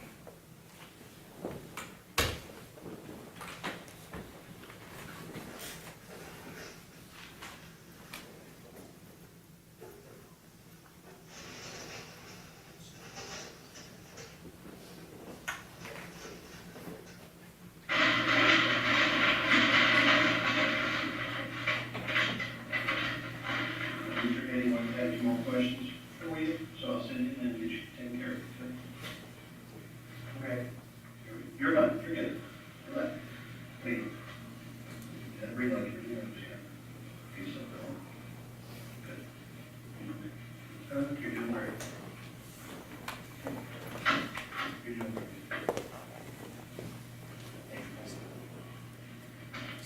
Listen. You got it. And take care of it. You guys are too, don't you? Yeah. Yeah. We just have a few more questions, we want to ask you, and then we're going to try to figure out, we need to get you some help too, okay? So what we're going to do is, I just need you to clarify just a few things, okay? You've been honest, we're going to get you some help. I want to ask you real quick. You said did you actually got into a fight with your dad, right? Okay, you were defending yourself, is what you said, correct? Okay, so I don't want to put anything in your mouth, so you correct me if I'm wrong, okay? You said that your dad was on the bed, right? And we were fighting, well, I pushed him down on the bed, You pushed him on the bed. and because he was trying to grab me and stuff, I was submitting myself, you know, and I just blacked out, and I don't remember, only, the last thing I remember is leaving with my underwear clothes, and going to go stay at my buddy's house. But you remember that you got the knife, because you told us about the knife. I did, yes. So did you push him on the bed before you got the knife, or after you got the knife? Because you said that you did remember getting the knife. I think it was after. So you pushed him on the bed first. But he was trying to, you know, he was drunk, Okay. and he was getting up, like real slowly, you know, real creepy, like, I guess. I felt like I had to defend myself. Okay. So you pushed him on the bed, right? Then you went and you got the knife. Then you came back to the bed.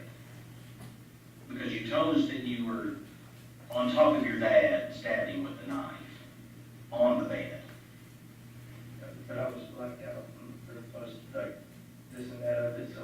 Okay. But do you specifically remember pushing your dad on the bed, defending yourself, because your dad on the bed? Yes, yes. You said you specifically remember pushing him on the bed, then you got the knife. Well, because he kept getting back up. Because he kept getting back up, and that's when you went back to the bed. Okay. When we found your dad, he was covered up. Oh, was he? Because I had left, he was trying to cuss me out, saying, you know, fuck you, and stuff like that, like, stop it, you know. I know you said that you blacked out during all this, but you do remember quite. It's a blur, yeah. You do remember quite a bit of this.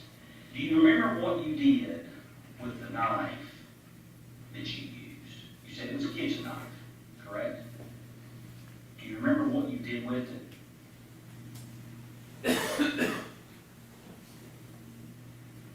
No? Okay.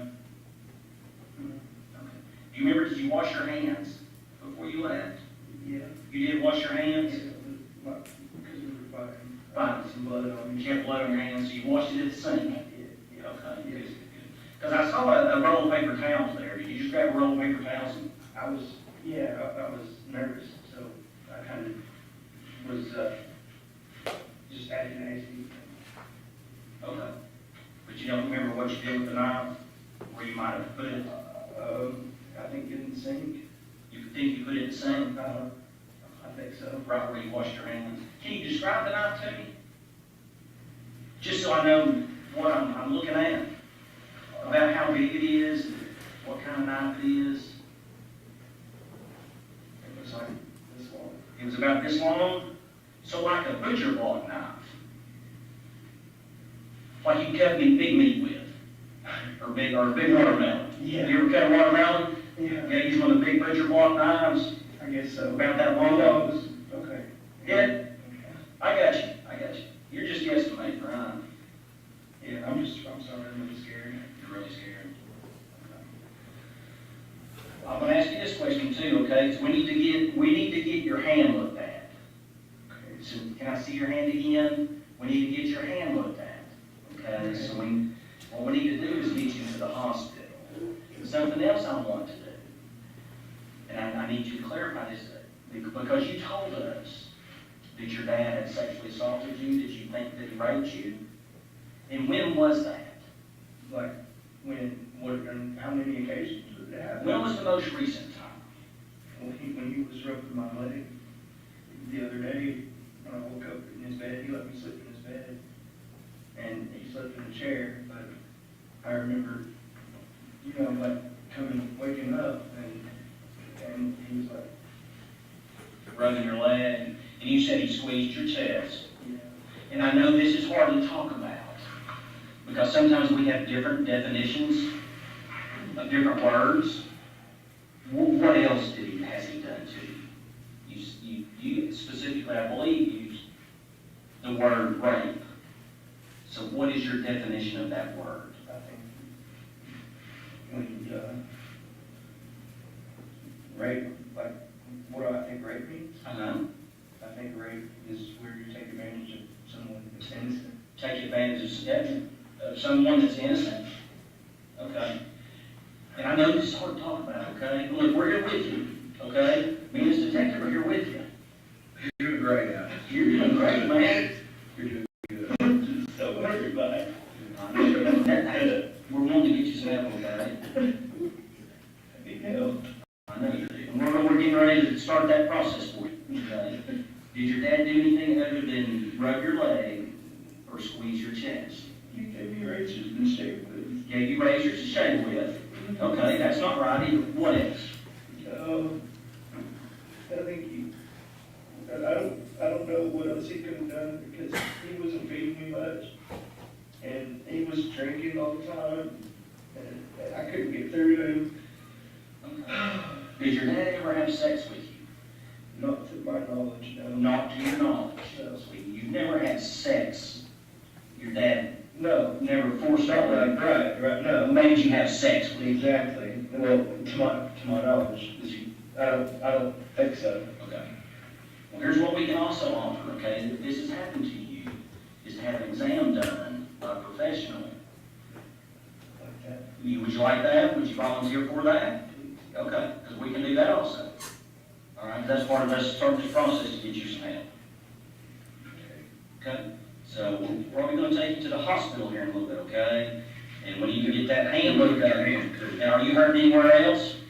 I think my hip. Your hip? My hip hurts, yeah. Now when we go up there, make sure you tell them everywhere that you're hurting, okay? So they can check everything. If your hand's hurting, your hip's hurting, whatever's bothering, make sure you tell them, okay? So they can check it. Okay. We're not doctors. We probably give you Band-Aids, but that's about all we do, okay?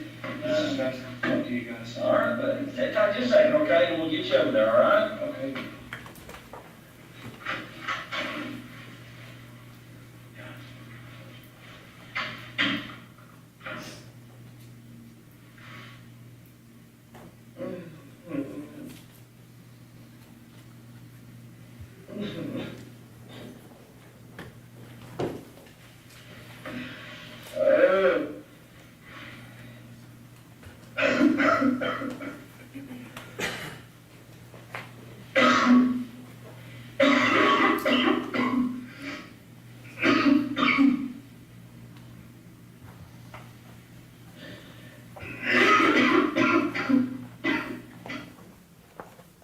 I've spoken to Mr. Isaacs, I think we're gonna go ahead and stop at this point if we could. Very well. Detective, what time of the day is it? You're at the Maryville Police Department in this interview, right? Yes. And I believe did I ask the court to make that the next exhibit? You The did, it video? was received as 25. Remember what time of day it was when you interviewed him? What time of day it was? What time of day, it was, their video's time stamped around 4-ish, I would guess. And that's that Tuesday afternoon, Yes, the 19th of December? yes. Okay. I'm gonna show you, well, let me ask you this first. I know there's some more to this interview, we stopped short. Did you all take him for medical treatment after the interview was concluded? Yes, ma'am. Where was he taken, you know? London Memorial Hospital. And, I know y'all are talking about his hands. Do you know, did Investigator Hall take some photographs of his person there during the pendency of Yes, this interview? Yes, ma'am. What kind of injuries did you see on Mr. Alex Mills? I noticed a swollen right hand, and also noticed just some scratches Okay. on his Any- arm. Other than that, I did not notice any. And did you all do a blood draw on Mr. Alex Mills to determine what, if anything, he might have in his system? Yes, ma'am. And where was that conducted, at Blood Memorial or at the jail, or do you remember? The blood draw was done,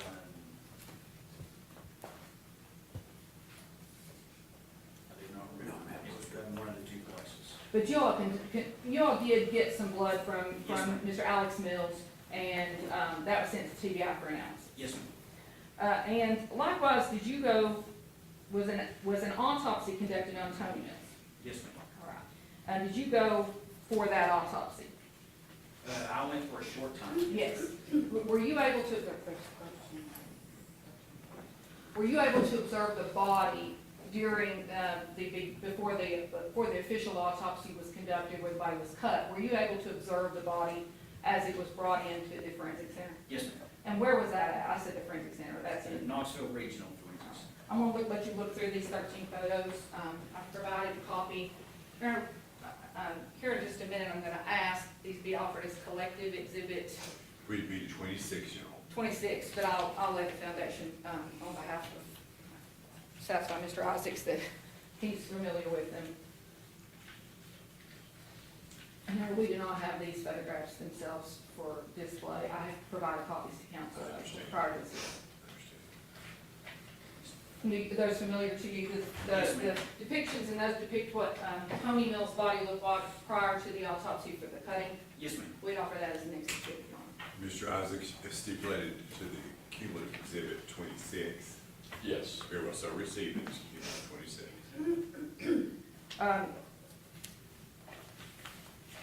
And you do know that the TBI did conduct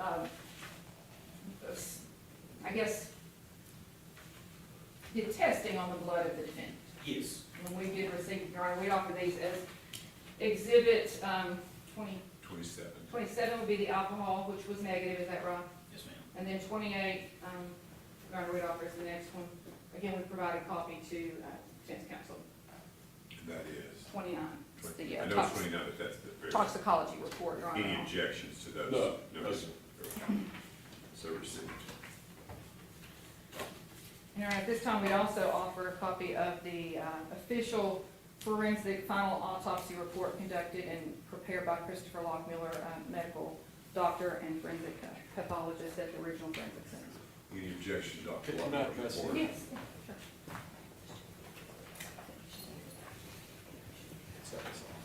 And there is attached to that toxicology of the, Mr. Tony Mills, Your Honor. And Detective, if I could, I know, I think did you make this collective 27 or? No, it's 28, it doesn't be 29. And I You was may. 328. I know we said the alcohol report on the defendant was negative. Detective, what does it show in the toxicology report for the defendant? THC. Anything else in that report? No. Okay.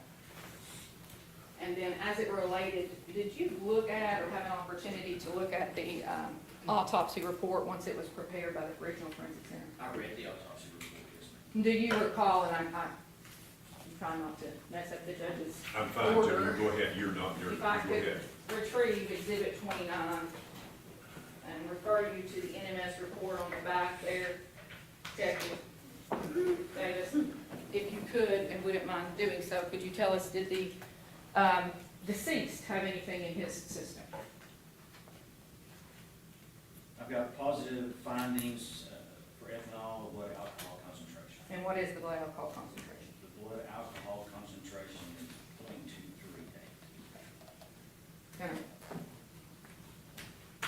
0.238. The person you interviewed that's depicted in the interview we just watched, Detective Steve present in the courtroom today, I'm sorry, ma'am. the person you interviewed in the interview that we just watched, is that person present here in the courtroom today? Yes, ma'am. Can you identify him, please? Defendant. Would it record reflect he's identified the defendant? Your Honor? Record so reflective was identified the defendant, Mr.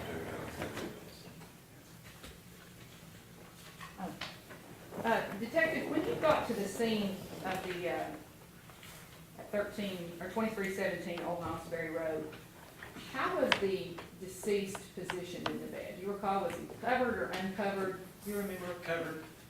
Covered? I would describe it as maybe tangled Okay.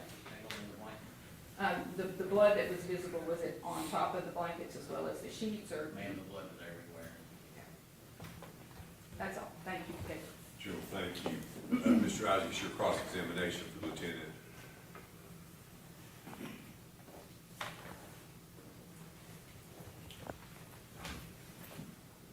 Good afternoon, Lieutenant. My name is Gregory Isaacs, and I represent Alex Mills.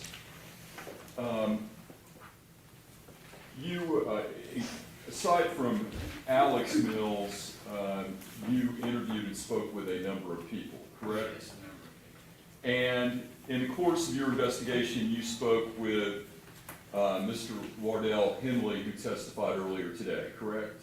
Detective Carver interviewed Mr. Henley. And as a part of your investigation, are you familiar with the interview of Mr. Henley? I have read the notes from Detective Carver and also that interview waiver. And you're aware that on December 18th, Alex Mills contacted Mr. Henley because he was concerned about his safety regarding his father, correct? Yes.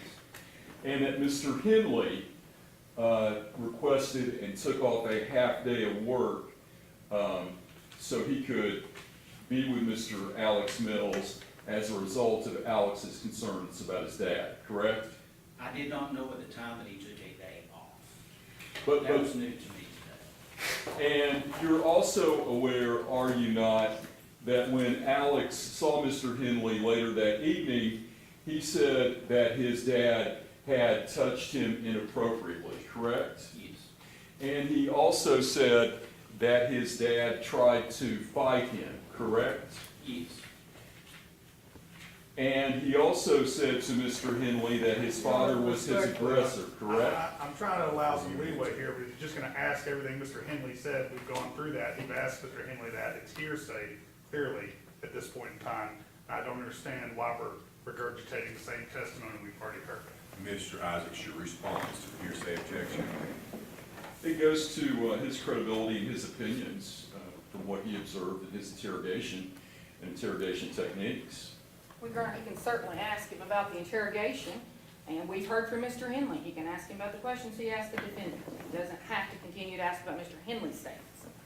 I'm going to let you rephrase, Mr. Isaacs, as far as this witness's interaction with your client as far as the interview is concerned. Well, let's jump forward to your interview of Mr. Mills. In fact, it was his response to you regarding your questions was a mirror image of what he told Mr. Henley as it related to feeling unsafe around his father, correct?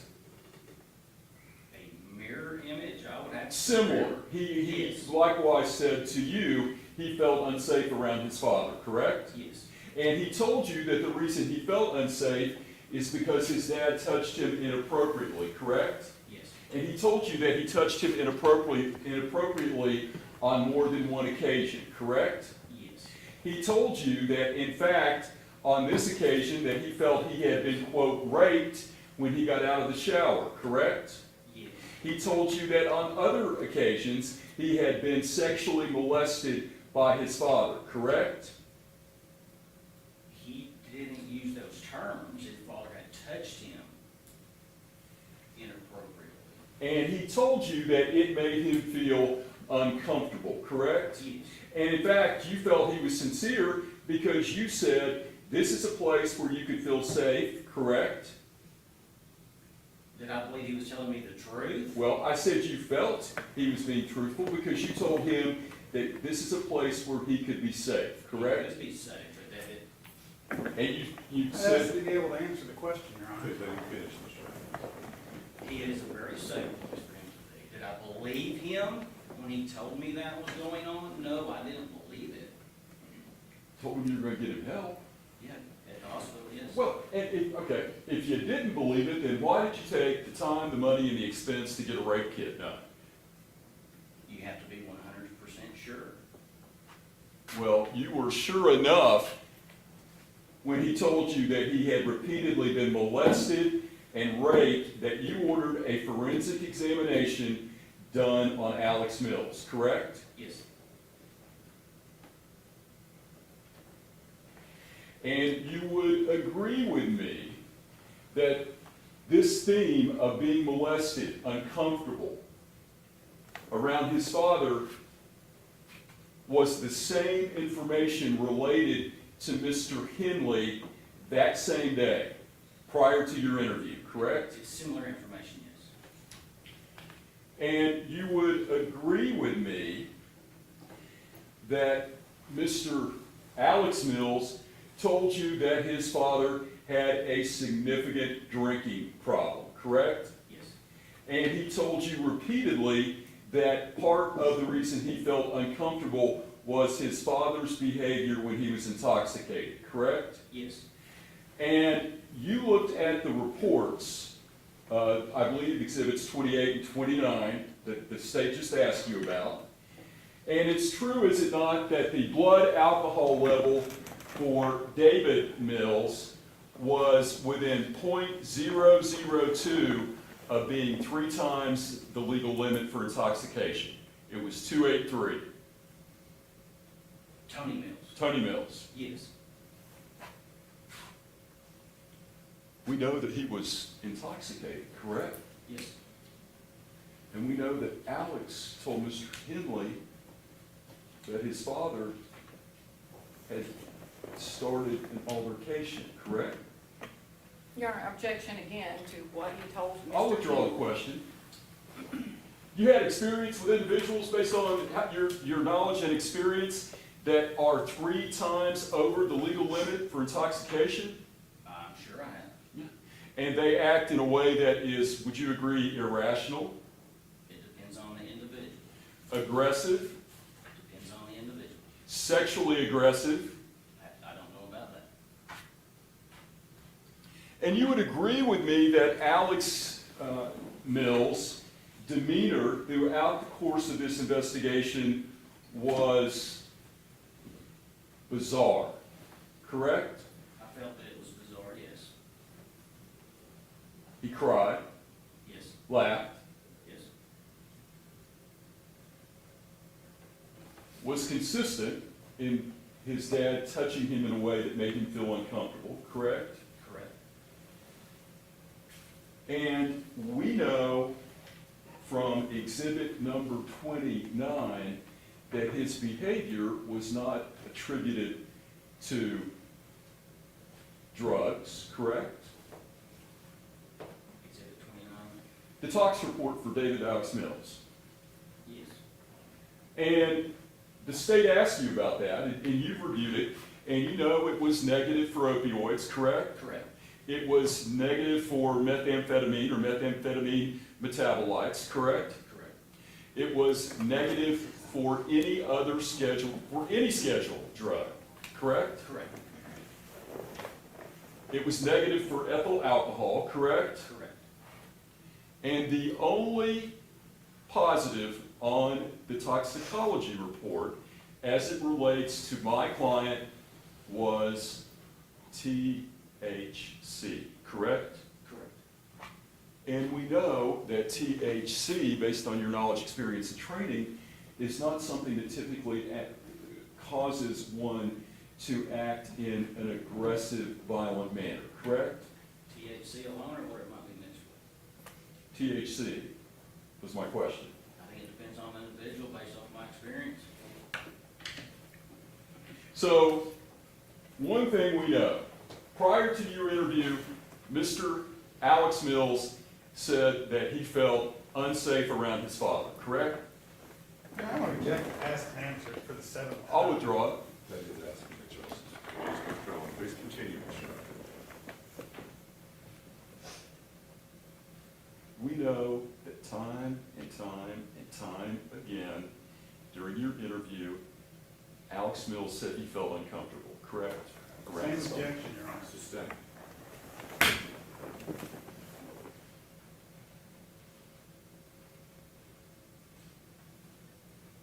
You would agree with me that other than the interview with Mr. Henley,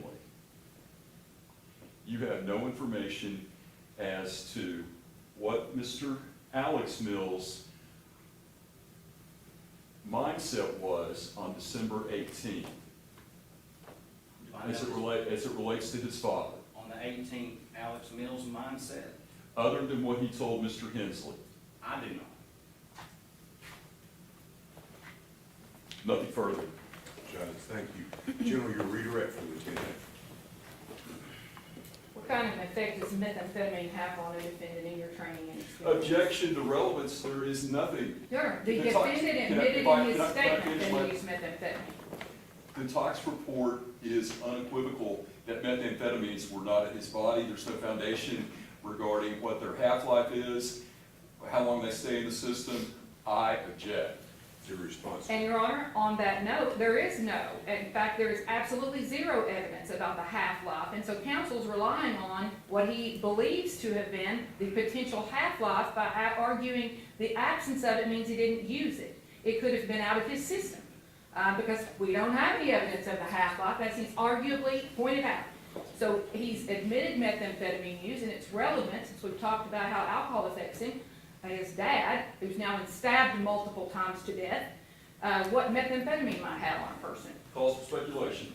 If this witness knows, General. Have you been around people or had opportunity to interact with other defendants under the influence of methamphetamine? Yes, ma'am. And what kind of behaviors do those people exhibit? Objection, lack of foundation, that there is evidence of methamphetamine use at the time of the homicide.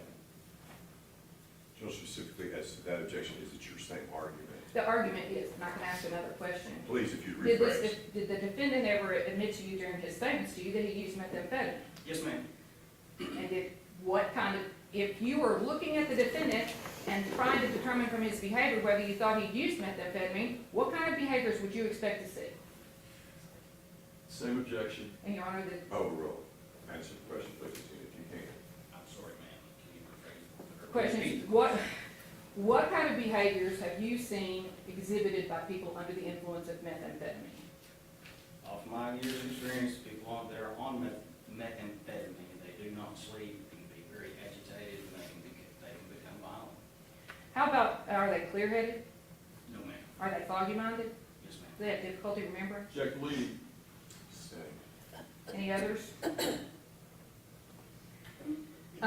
Detective, at the time of the interview of the defendant, did he give inconsistent statements?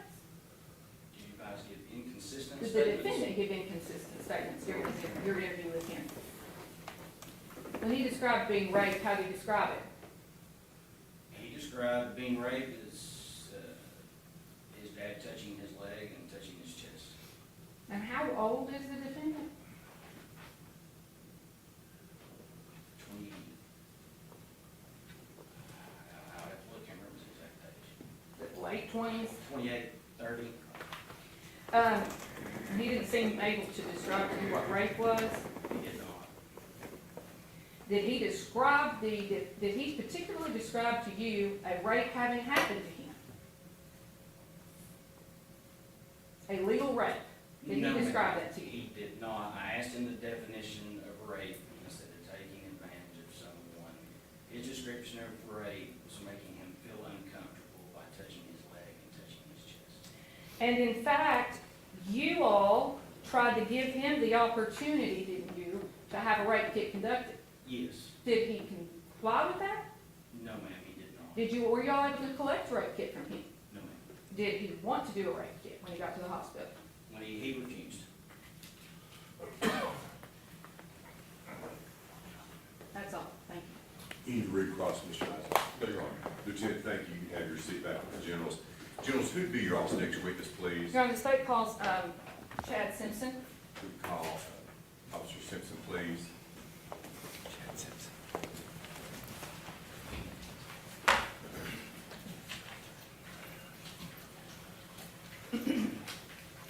Come around, please.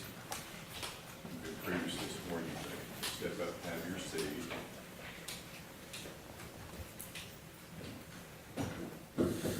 General, whenever you're ready to inquire. Thank you, Your Honor. Officer Simpson, could you state your name for the record, please, Officer Chad Simpson, and where you work? Maryville Police Department. Back on December 19th of 2024, were you employed with the Maryville Police Department? Yes, ma'am. And what were your job responsibilities that day? We were doing direct truck for the holiday season. And did you have occasion to assist in I guess, coming into contact with the defendant in this case? Yes, ma'am. We were told to respond to their Associates Boulevard around Charlie's area and look for the suspect. Do you know what kind of vehicle you were looking for? White SUV was the Lexus. Did you see the vehicle there? Yes, ma'am. Along with yourself, do you remember what other units were present in the area of Associates Boulevard that day? Corporal Robinson.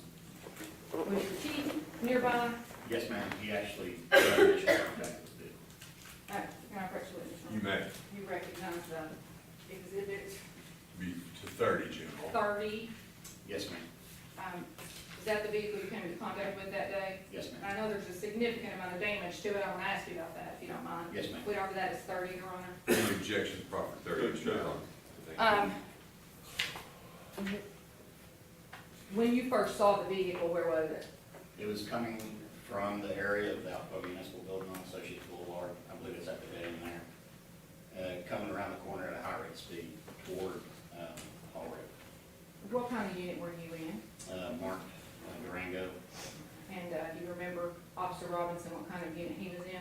same car, same marked Durango.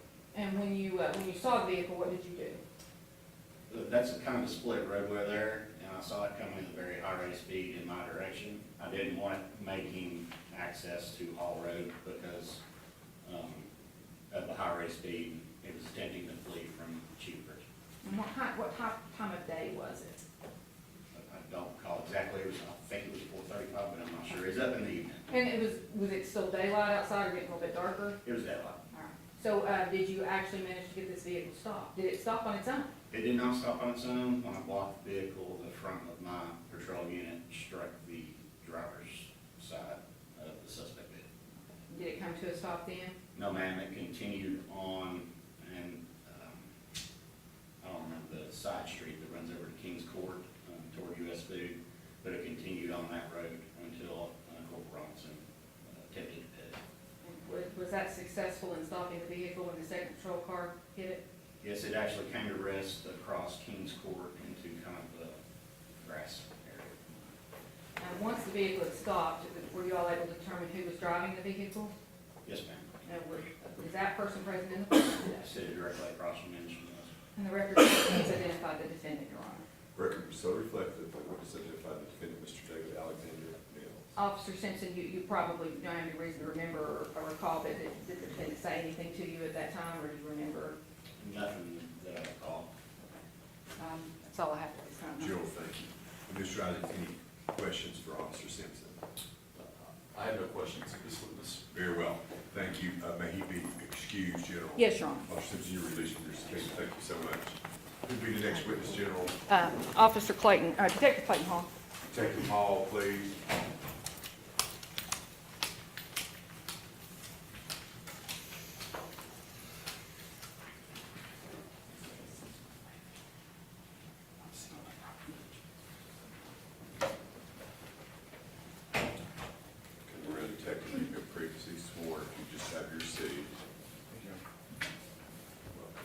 Gentlemen, whenever you're ready to inquire. Detective Hall, if you wouldn't mind to state your name for the record, sir, Clayton Hall, CLAYTON, and where do you work? Maryville Police Department. What is your job responsibilities at the police department? I'm a detective assigned to the criminal investigation unit. Do you all also work in a crime scene, during crime scenes and collecting evidence? Yes, sir. I'm gonna show you, if I could, what we call collective, 31? We're down to 31, yes, General. Do you recognize the photographs there, and if you'll tell us how many of them there are? I think there are 6, but I didn't count very quickly just now.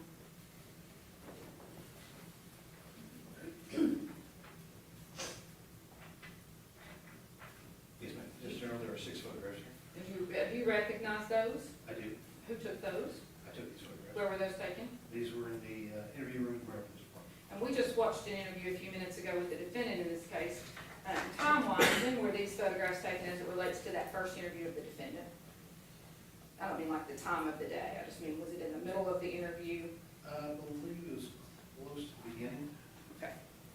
Can I wait off of this, is the next number exhibit. Any objection to collective 31, Mr. Isaac? No. Detective, those images that we saw in Collective 31, do they show the defendant as he was that day during the interview in photograph? Yes, ma'am.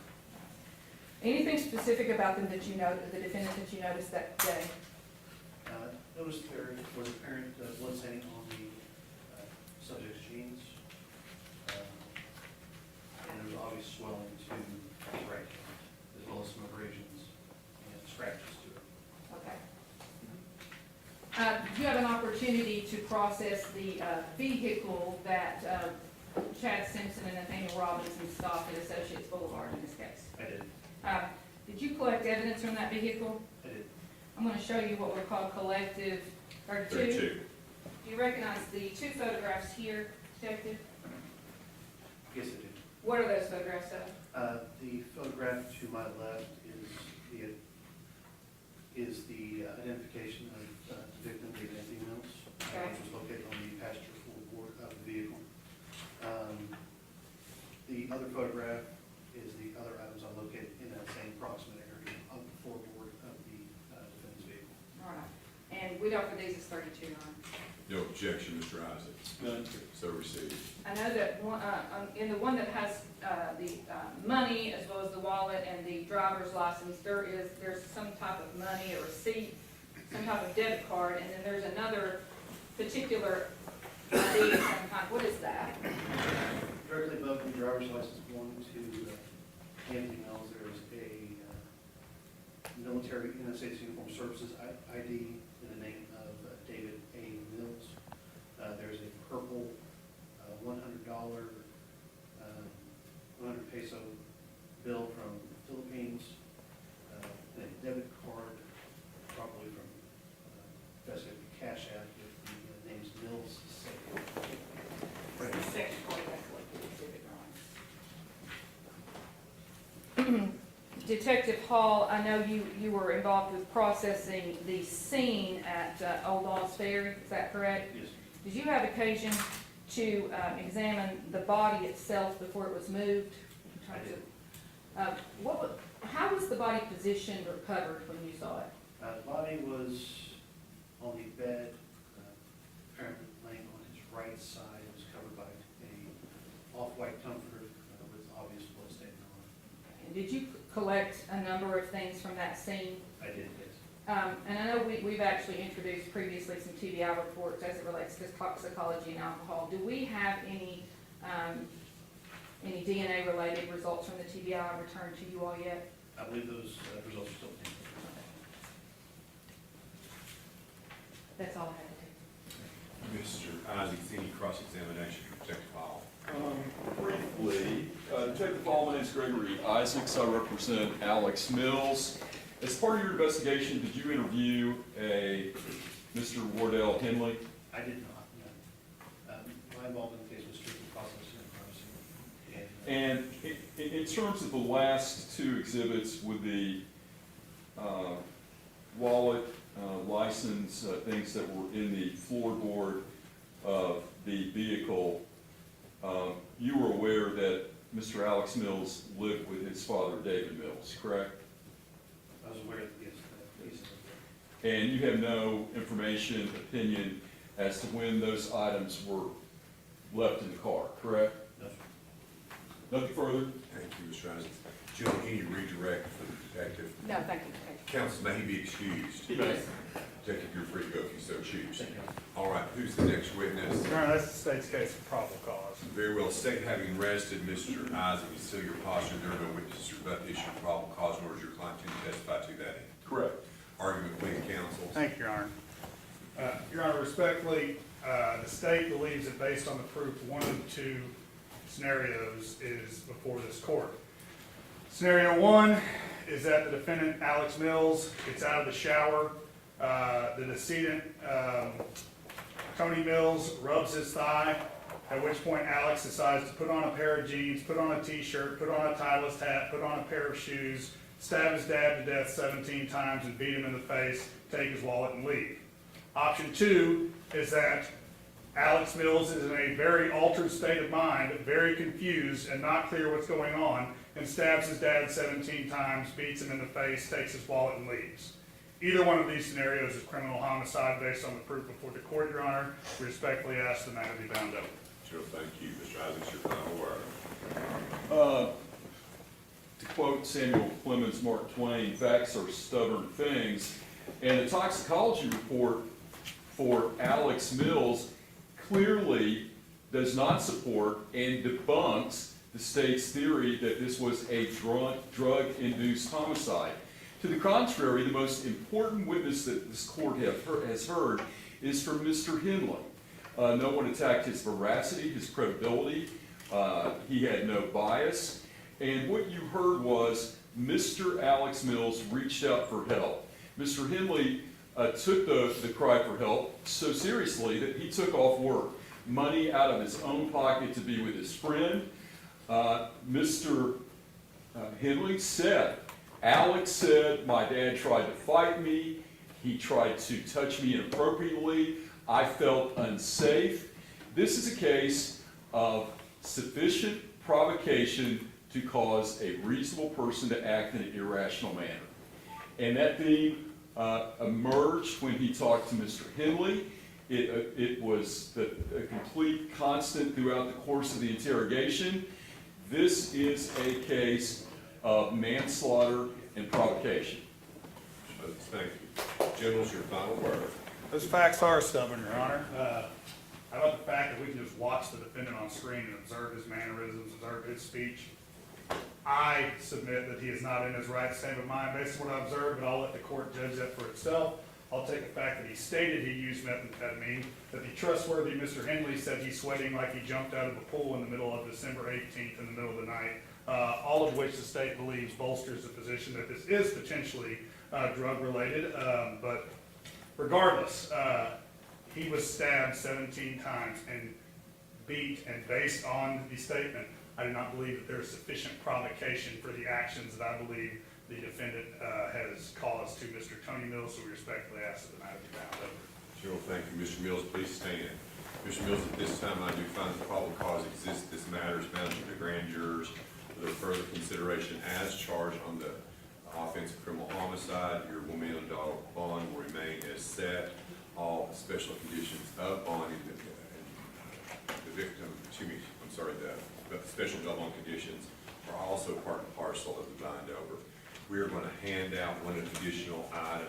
You can have your seats while we await that last item, and then we'll report out before Judge Henry and Judge Dugan and have the grand jury consideration. Give y'all a minute to talk.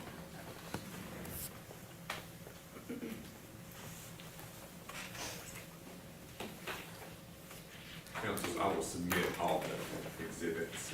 Yes, Your Honor.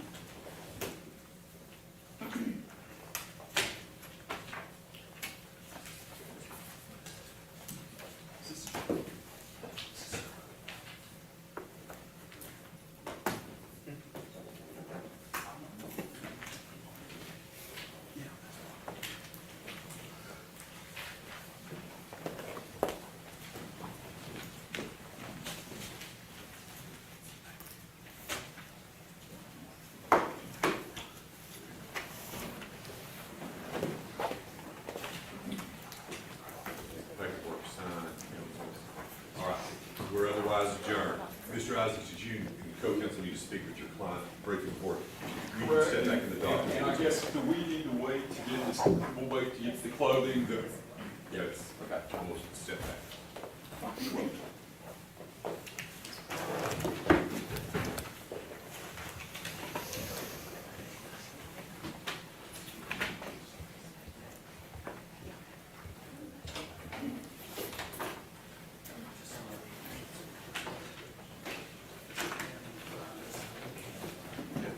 All right, ladies and gentlemen, we're otherwise adjourned. You all can step out.